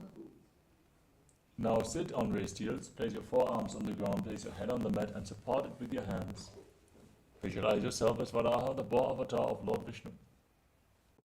सूर्यं चन्द्रं वेदनानि आसनानि निकच्यन्ते पूर्वपरो भौमो स्थापयित्वा जानुभ्यामवलिममिष्टभ्य हस्तो मस्तके संस्थाप्य पाशिं नितम्बे संस्थाप्य तिष्ठेत् वराहासनं भवति Indasana. Now place your forearms on the ground, elbows shoulder width apart, interlock your fingers. Place your head on the mat and support it with your hands. As you kick your legs up into a headstand, gaze through the nose and visualize yourself as a lopped tree. Breathe calmly in Sahadra Kumbhaka. अथो मंदासनं वक्षे सर्वेषां प्राणिनां सवम् ऊर्ध्वमार्गेपदे दत्त्वा धारयेन्मारुतं सिद्धिः अंधःसना. Now come to a kneeling position. Separate your knees, lean forward and down. Hold onto your head and bring your head in between the knees. Inhale through your nose and exhale through your mouth. And visualize Swamiji Andhasana. प्रथमवक्तली स्मटहरावे कोरमाहिली उभे मिदावे फना पानी उकर होई बैसे डोबु एरी उजानी बैसे विपरीत शलभासना. Now lay down on your stomach. Extend your arms out in front and lift your arms, your chest and your legs off the mat. As you visualize yourself as a locust. शलभासन भेदाश्च नटभेरुंड नामके वेंदभेरुंड सहिते शीर्षदंडासनं तथा. कपालासना. Now place your forehead on the ground and your hands at the side of the hips, palms facing down. Lift your legs off the ground without lifting your head off the mat. And visualize yourself as a skull representing the mind with purified thoughts and the strong will to attain enlightenment in Kapalasana. कपालं भूमौ निधाय ऊर्ध्वं पादौ नयेत् कपालासनं भवति. आकाशकपोटासना. Now kick your legs up over top of your body, push your hands into the ground and try to touch your feet to the ground in front of you. As you visualize yourself as a free and open door. उष्ट्रासने स्थित्वा चरणौ भूमेरुत्थाप्य मस्तकोपरि नीत्वा पृष्ठप्रदेशं भूमौ स्थापयेत् आकाशकपोटं भवति. चटवासना. Now come to a kneeling position. Place your forearms on the ground and rest in this stable posture, visualizing yourself as a sparrow. ऊर्वरपद्यन्तौ हस्तौ धरावोल्टभ्य जानुनी नाभौ संकुञ्च्य. वृश्चिकासना 2. Now, with your forearms on the ground, straighten your legs and then kick them up into a handstand as you bend your knees and try to touch the back of your head with your feet. Visualize yourself as a scorpion in Vrishchikasana 2. विच्छेव पुच्छवृद्धिमाङ्घ्रिपार्ष्णि धृत्वा सशीर्षे चिब्बुकं विधार्यको यत्रेति सन्तिष्ठति साधकस्त्वं विशावहं वृश्चिकसंयमासनं. पुरुषासना. Now come to a seated position. Sit on the right heel and keep the left foot outside the hip, toes pointing to the side, hands on the ground in front of you, and gaze forward in Vaishnavi Mudra. Forcefully inhale through your nose, hold your breath for a short while, and then again exhale through the nose in Antaranga Kumbhaka as you visualize yourself as a bull. यान्विपुल्भेपादमूले वामभाव्यपदेतरं विपरीतं स्पृशेत् भूमिं वृषासनमिदं भवेत्. लोलासना.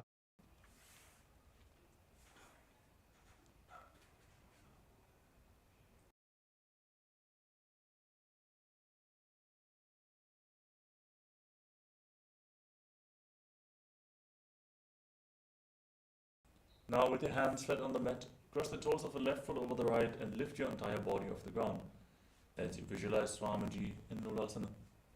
लोलासनं तथा पुर्यात् वायुलोलापघातनात् स्थिरवायुप्रसादेन स्थिरचेता भवेत् ऋतं. वृषासना. Now sit on the left heel and keep the right foot outside the hip, toes pointing to the side. Visualize yourself as a bull.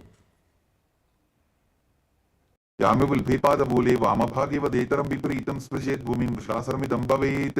बालवनासना. Now tuck the toes of the right foot and sit on the right heel.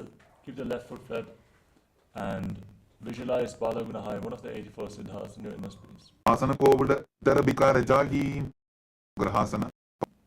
Now stand tall, squat down, bring your arms in between the legs, hold onto your ankles from the outside and visualize yourself as the entire planet. पाददये भूमौ संस्थाप्य जानुमध्ये कुर्वरौ स्थाप्य हस्ताभ्यां गुल्पप्रदेशो धृत्वा तिष्ठेत् ग्रहासनं भवति. बालवनासन. Now repeat Bala Gunasana on the other side. Sit on the heel with the toes tucked and keep your hands on the respective knees, visualizing Bala Gunahai. आसन को उधर बिकार जागी Utkatasana. Now tuck the toes and sit on raised heels. Keep your knees together in front of the ground, hands on top of the knees, and visualize Swamiji in your inner space. इजास् पिजौस् तीयत पूर्वचानु यत्रासने पादतलद्वयो परि. Vajrasangarasana 2. Now raise your knees off the ground, join the soles of the feet together and sit on your heels. Hold on to opposite elbows behind your back as you visualize Swamiji. प्रथमपना पानी होए जैसे दोहु eighty उदानी वैसे गोडा उभा राकेटीय आडेवाय पसारे धीर. अनिलासना. Now place your palms on the ground in front of you and step your feet onto the back of your hands. Keep your elbows straight, close to your navel. Gaze at the nose and visualize you're able to live off of air alone. दो हाथ भूमि पर ठाने कहनी जाड़ी नाभिलत आने फना दो ऐसे विधि करे पिष्टि हथेलियां की परिधरे. पादुकासना. Now place the back of your hands on the ground, step your feet onto your palms.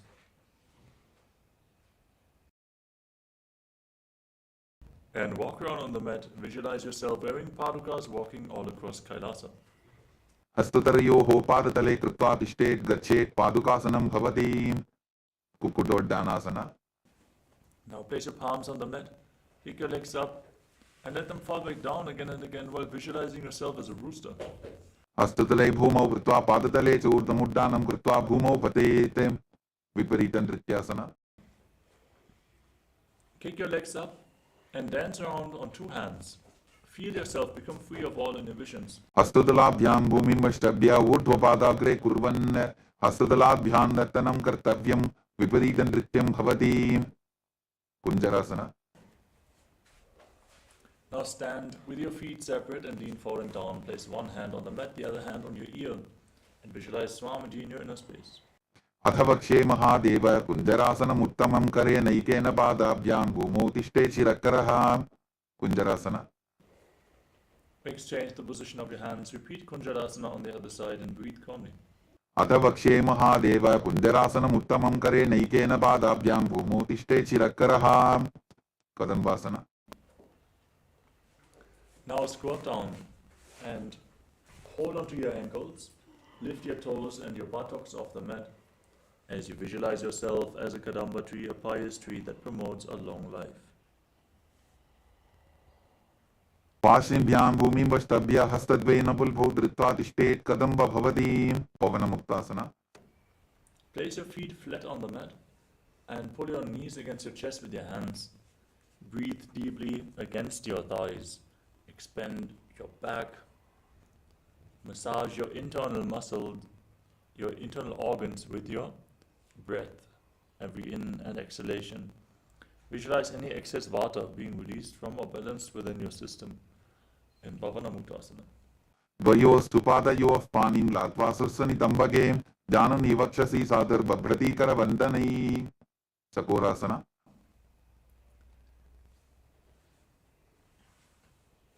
Now lift one leg up behind your neck. Extend the opposite leg forward as you place your hands on the mat. Lift your entire body off the ground and visualize yourself as a powerful source of energy as you gaze towards your third eye. पूर्वतानं ततस्पादपीठं वज्रासनं तथा चकोरक्रौन्तशलभभुजङ्गमपि वृश्चिकं.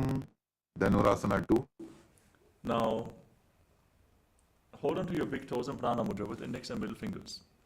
Keep one leg straight and pull the other foot towards your ear as you visualize yourself as a bow in Dhanurasana 2.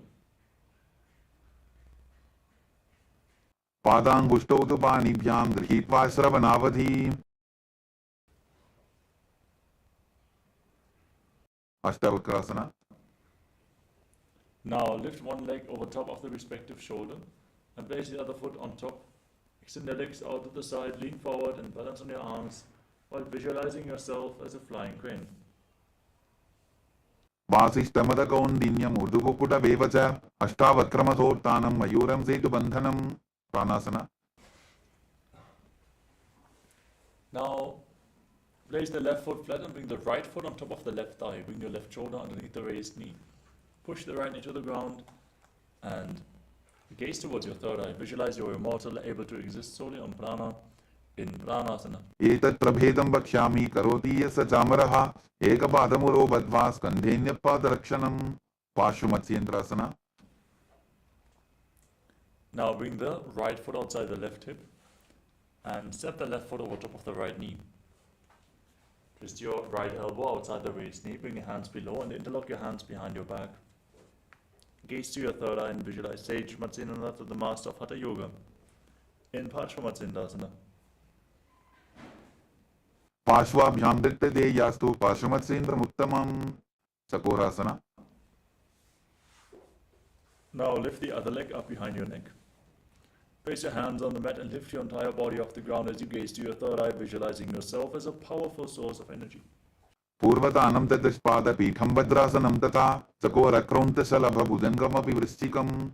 Dhanurasana 2.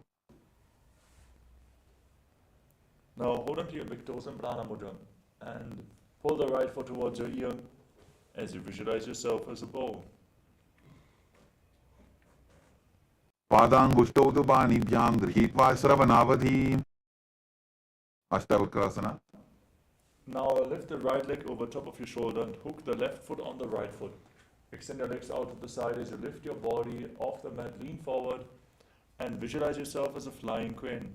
Vasishtamadakondinnyam urdhukukutabeva cha ashtavakramasottanam mayuram setubandhanam. Pranasana. Now place the right foot flat on the mat and bring the left foot on top of the right thigh. Push your left knee to the mat and bring your right shoulder underneath the raised knee. Gaze towards your third eye and visualize yourself as being immortal, able to exist solely on prana. Etat prabhedam bhakshyami karoti yasa chamaraha ekapadamuro badva skandhenyappadarakshanam. Pashvamatsendrasana. Now bring the left foot outside the right hip, step the right foot over the left knee, bring your left elbow around the raised knee and bring your hand below. Interlock both hands behind your back. Twist your spine intensely, gaze to your third eye and visualize Sage Matsinanda, the master of Hatha Yoga, as you breathe calmly through your nose. Feel the prana flowing upwards and downwards your spine and hold your breath along the various chakras in Sahaja Kumbhaka in Parshvamatsendrasana. Pashvabhyam dittade yastu Pashvamatsendram uttamam. Ardhapaschimottanasana. Now extend the right leg forward. Bring the left heel against your perineum. Lean forward and down and hold onto the front foot with both hands. Hold your breath after the inhalation and move the retained prana along your spine, along your legs, your arms. Just by the force of your will, move the prana throughout your body in Jiva Chala Kumbhaka as you visualize Swamiji in your inner space. Ekam padam prasadya ekam padasya bhashna sivani sambhidya hastakvaina prasarita padangushtam dhritva danu parimastakam nyasete ardhapachimatanam bhavati. Kramchasana. Now bring the left foot outside the hip, the top of the foot flat on the mat. Hold onto the right foot and lift it up in front of your face, keeping the knee straight. Try to bring your forehead against your knee as you visualize yourself as a crane and ground just another crane pose. Uttanapadam grauncham cha maricham veerabhadrakam natarajandrikonam cha saptangushta prasarane. Ardhapaschimottanasana. Now extend the left leg forward. Bring the right heel against your perineum. Lean forward and down. Hold onto the front with both hands. And move the retained prana in Jiva Chala Kumbhaka as you visualize Swamiji in your inner space. Ekam padam prasadya ekam padasya bhashna sivani sambhidya hastakvaina प्रसारितपादाङ्गुष्ठं धृत्वा जानुभरि मस्तकं न्यसेत् अर्धपश्चिमतानं भवति. क्रमचासना. Now bring the right foot flat outside of your hip and lift the left foot up in front of your face with the knee straight, visualizing yourself as a crane. उत्तानपादं क्रौञ्चं च मरीचिं वीरभद्रकं नटराजं त्रिकोणं च सुप्ताङ्गुष्ठप्रसारणे. स्वस्तिकासना. Now come to a cross-leg position with your feet in between thighs and calves. Pull your toes in between the thighs. As you place your hands on the knees, gaze to your nose and embody peace, well-being, good fortune and prosperity. Visualize a swastika in swastikasana. जानुर्वोरन्तरे सम्यक् कृत्वा पादतले गुहे रज्जुकाय समासीन स्वस्तिकं तत् प्रसक्षते. गोरक्षासना. Now maintain the same position, but cover your heels with your hands, palms facing down. Lock your throat, gaze to your nose, and visualize yourself as sage Goraknath, the founder of the Natha Yoga Hindu Sampradaya, in Gorakshasana. जानुर्वोरन्तरे पादौ उत्तानौ व्यक्पसंस्थितौ गुल्फौ छाछाद्य हस्ताभ्याम् उत्तानाभ्यां प्रयत्ततः. Bhavasana 2. Now bring your left heel against your perineum and place the right foot on top of the left thigh. Inhale all the way and then lock your senses with your fingers. Place your little finger over your lips, your ring finger closing the nostrils, your middle finger placed on the bridge of your nose, index finger closing your eyes, thumbs locking your ears. Visualize Swamiji and meditate on Arihanta, ultimate enlightenment, ultimate success in the inner and outer world. Gaze to your third eye while engaging Shanmukhi Mudra in Bhagasana 2. वामपार्श्वौ बुधं संस्थाप्य दक्षिणाङ्घ्रिवाम च गणे. Yogasana 2. Now place your feet on opposite knees. Place your palms on the ground at the side of the body, with the palms facing upwards. Keep your mouth in the shape of the beak of a crow. Inhale through your lips and exhale through your nose in Kakachantra Kumbhaka. As you gaze to your nose and visualize Swamiji in Yogasana 2. उत्तानौ चरणौ कृत्वा संस्थाप्योपरि जानुनोः आसनोपरि संस्थाप्य चोत्तानं करयुग्मकम्. ऊर्ध्वकुक्कुटासना. Now rotate your hands, place your palms on the mat, lift your entire body off the ground as you visualize yourself as a rooster. वासिष्ठमतकौण्डिन्यम् ऊर्ध्वकुक्कुटमेव च अष्टावक्रमथोत्तानं मयूरं सेतुबन्धनं. सिद्धहरतलियासना. Now bring your hands through your legs and place your palms on the ground without lifting your body up. Stay seated on the mat, keep your elbows close to your body, and visualize Swamiji as you gaze to your nose. प्रथमपदमासन पोकरे Astuto वो गोडासन दीतरे उभे हतेले भूदेरी राखी पोचा बोडासन दिमे दाके. Hamsasana. Now push your hands into the ground, lift your knees up towards your chest, and balance on your arms as you gaze to your nose, visualizing yourself as an elegant swan. कुक्कुटासनौ स्थित्वा स्तन्दपर्यन्तं ऊरुनि नीत्वा तिष्ठेत्. हंसासनं भवति. कार्मुकासना. Now push your hands through the legs and lean forward and down. Place your forehead on the ground. Interlock your hands behind your back. And visualize yourself as Lord Shiva's bow in Karmukasana. प्रथमपदमासन कोपरे गोरा संधि माही कर इधरे तरबतु श्री कर दो वो आने कोन्या ऊपर संधि ले ठाने. Kurmasana 2. Now come to the front of your yoga mat with your legs in Padmasana. Bring your hands through the legs and hold on to the respective shoulders. Lift your knees off the ground and balance as you visualize yourself as a turtle, one of the 10 incarnations of Mahavishnu, with a stable body and mind to live for hundreds of years in Kurmasana 2. By जंग प्रदर्शन पामा दाई जंग परिवार by जावा. ग्रंथि भेदासना. Now wrap your arms around your legs with the legs in Padmasana.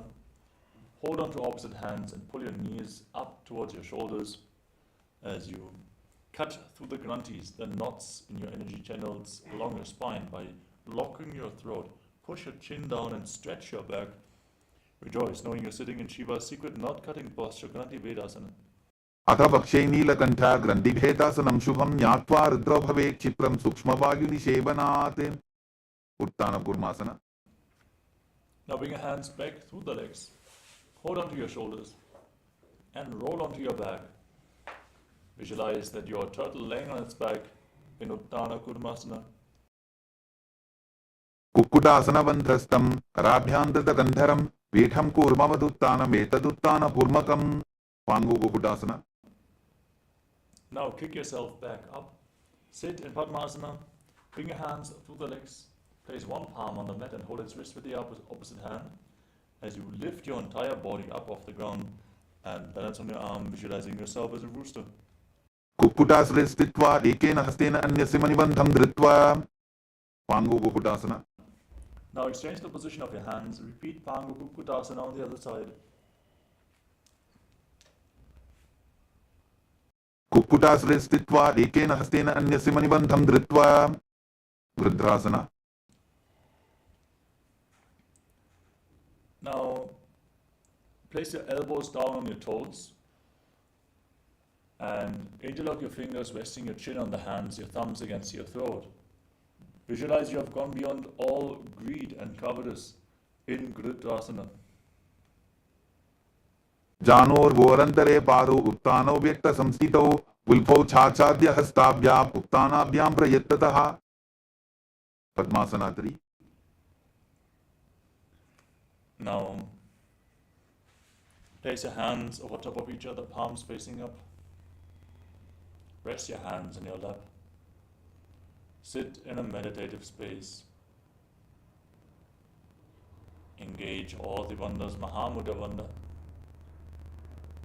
Lock your throat tightly.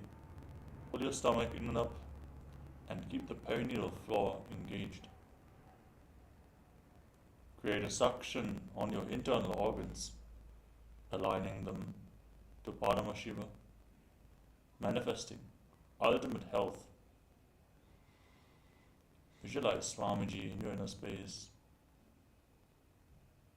as you suck the Kundalini energy up along your spine by the force of Mahamudra Bandha.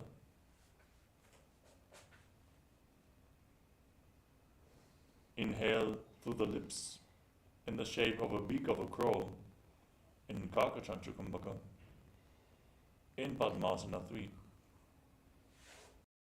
उत्तानौ चरणौ विधाय विधिवत् शक्तिस्थितौ योगिरात्. Padmasana 4. Now place your hands on the respective knees. Fix your gaze at the tip of the nose. Let go of Jalandhara Bandha and Uddiyana Bandha. Only keep the Mula Bandha engaged. Firmly lock the perineal floor. That itself is enough to force the Kundalini Shakti up all the way to the Sahasrara Chakra. Pull the perineum inwards. Push the energy from the bottom of your spine upwards. Visualize Paramashiva in your inner space with 25 heads, 50 hands and 75 eyes. Sit as Paramashiva. As you internally chant the Mahavakya, Om Nithyananda Paramashivoham. In Padmasana form. एतत् पद्मासनं कुर्यात् प्राणवायुप्रसिद्धये शुभासनं सदा ध्यायेत् पूरयित्वा पुनः पुनः. कार्मुकासना 2.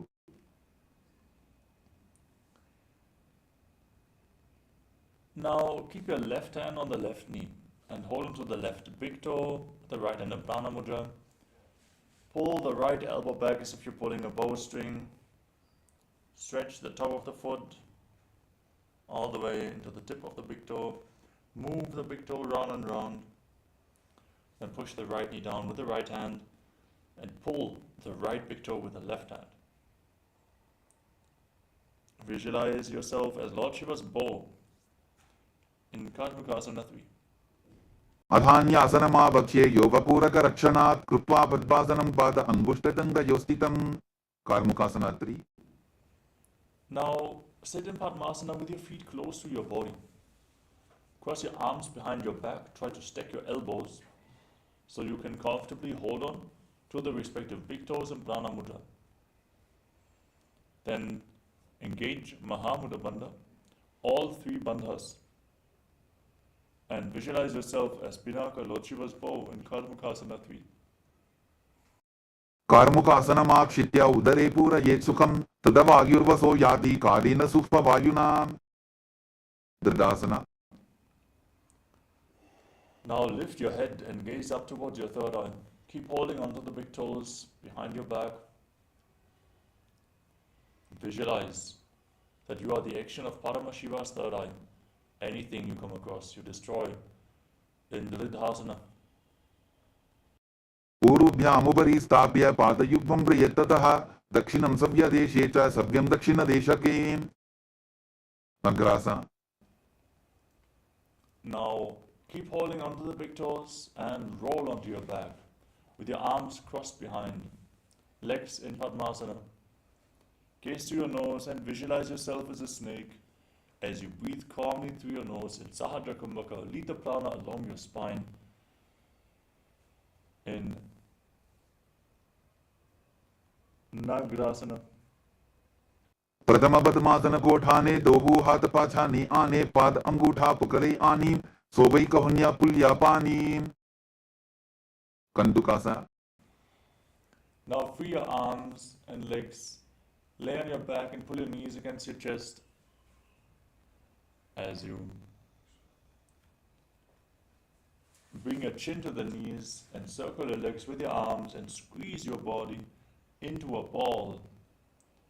Relax your back and breathe calmly through your nose in Kandukasana. वेत्रासने स्थित्वा हस्तपादान् निष्कुष्य ऊर्ध्वं दजेत् पृष्ठवंशेन भूमिं पोटयेत्. कन्दुकासनं भवति. ऊर्ध्वकोणासना. Now place your feet flat on the mat. Keep your knees raised. Interlock your hands around your neck. Gaze to your nose and breathe calmly and deeply. As you visualize Swamiji in your inner space in Urdhva Pavanasana. Balance the vata within your body as you breathe calmly and deeply. Long and deep breaths through your nose in this asana. प्रथमे सूदो San करावे गोड़ा उभा राशि मिलावे पुल्फमा हिला अंगुष्ठतोही करे एक समेल रसोजी. मरकट पीठासना. Now place your hands underneath your heels with the palms facing upwards. Step your heels onto your palms. Push your hips up high. Firmly engage the glutes as you contract the perineal floor and lock your throat after the inhalation. Forcefully engage the Mula Bandha and push the prana upwards along your spine as you keep your throat locked. Prevent the prana from escaping through your throat.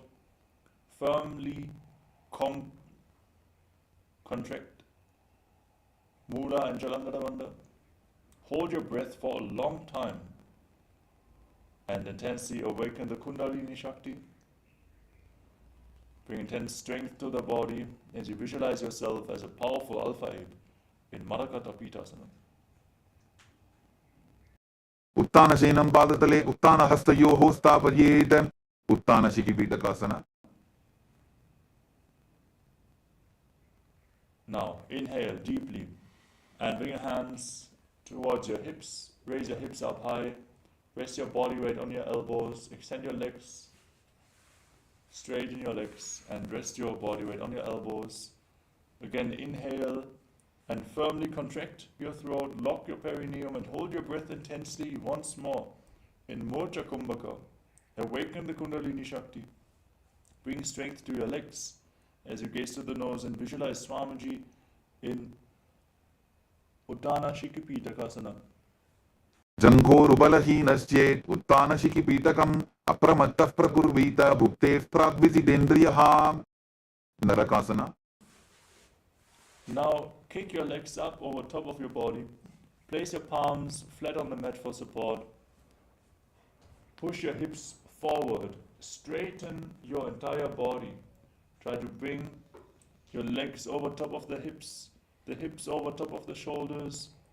Point the toes straight upwards. As you hold your breath intensely in Moja Kumbhaka and visualize yourself blissfully traversing through Naraka Loka unscathed. ग्रीवापन्थेन भूमिं विष्टम्भा पादाप्रद्वयमूर्धमुत्रयेत् नरकासनं भवति तिर्यन्नौकासना. Now bring your hands towards your lower back. Support your body. Then extend your feet away from your body.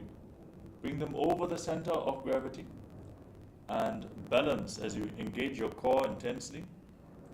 And hold your breath, visualizing yourself as a boat crossing the ocean of samsara in Tiryannaukasana. नौकावत् स्थित्वा ऊर्ध्वं पादावरद्वयं नयेत् तिर्यन्नौकासनं भवति गजासना. Now place your palms back on the ground. Push your hips forward. Point your toes up to the sky. Be straight, stable, sturdy like a flagpole. As you visualize yourself as the Kailasa flag, respected across all nations in Dvajasana, the flag pose. तिर्यन्नौकावते विवापृष्ठपूर्वदीः भूमिं वष्टभ्या मस्तकलाक्षेन पादाग्रद्वयमूर्ध्वनयेत् ध्वजासनं भवति वृत्तासना. Now lay down flat on your back. Keep your hands at the side of the body, with the palms facing up. Forcefully pull the awakened Kundalini Shakti upwards along your spine. Contract the perineal floor.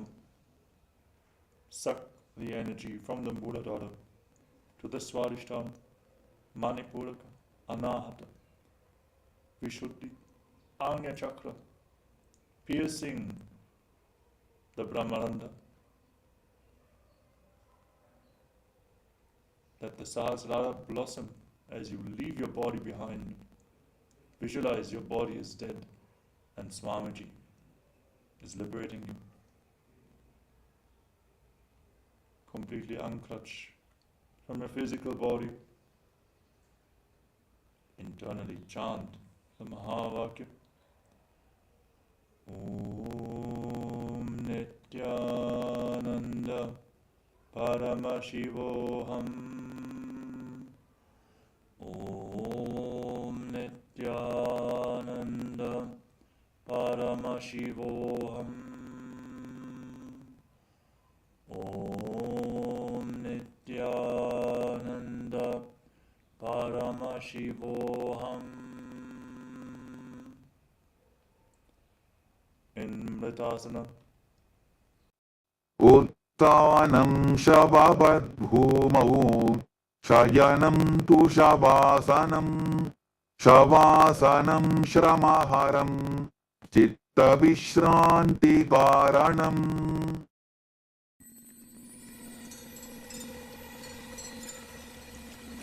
I welcome you all with my love and respect.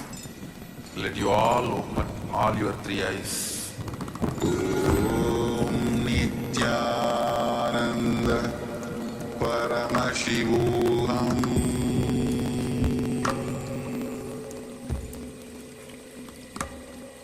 Om Nithyananda Paramashivoham.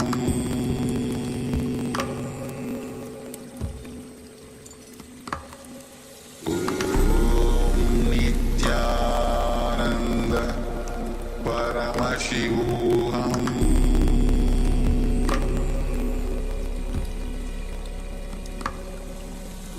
Om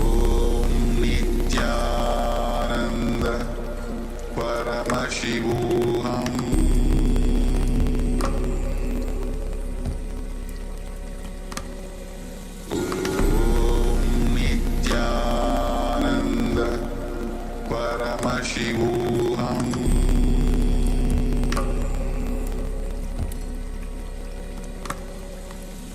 Om Nithyananda Paramashivoham. Paramashivoham.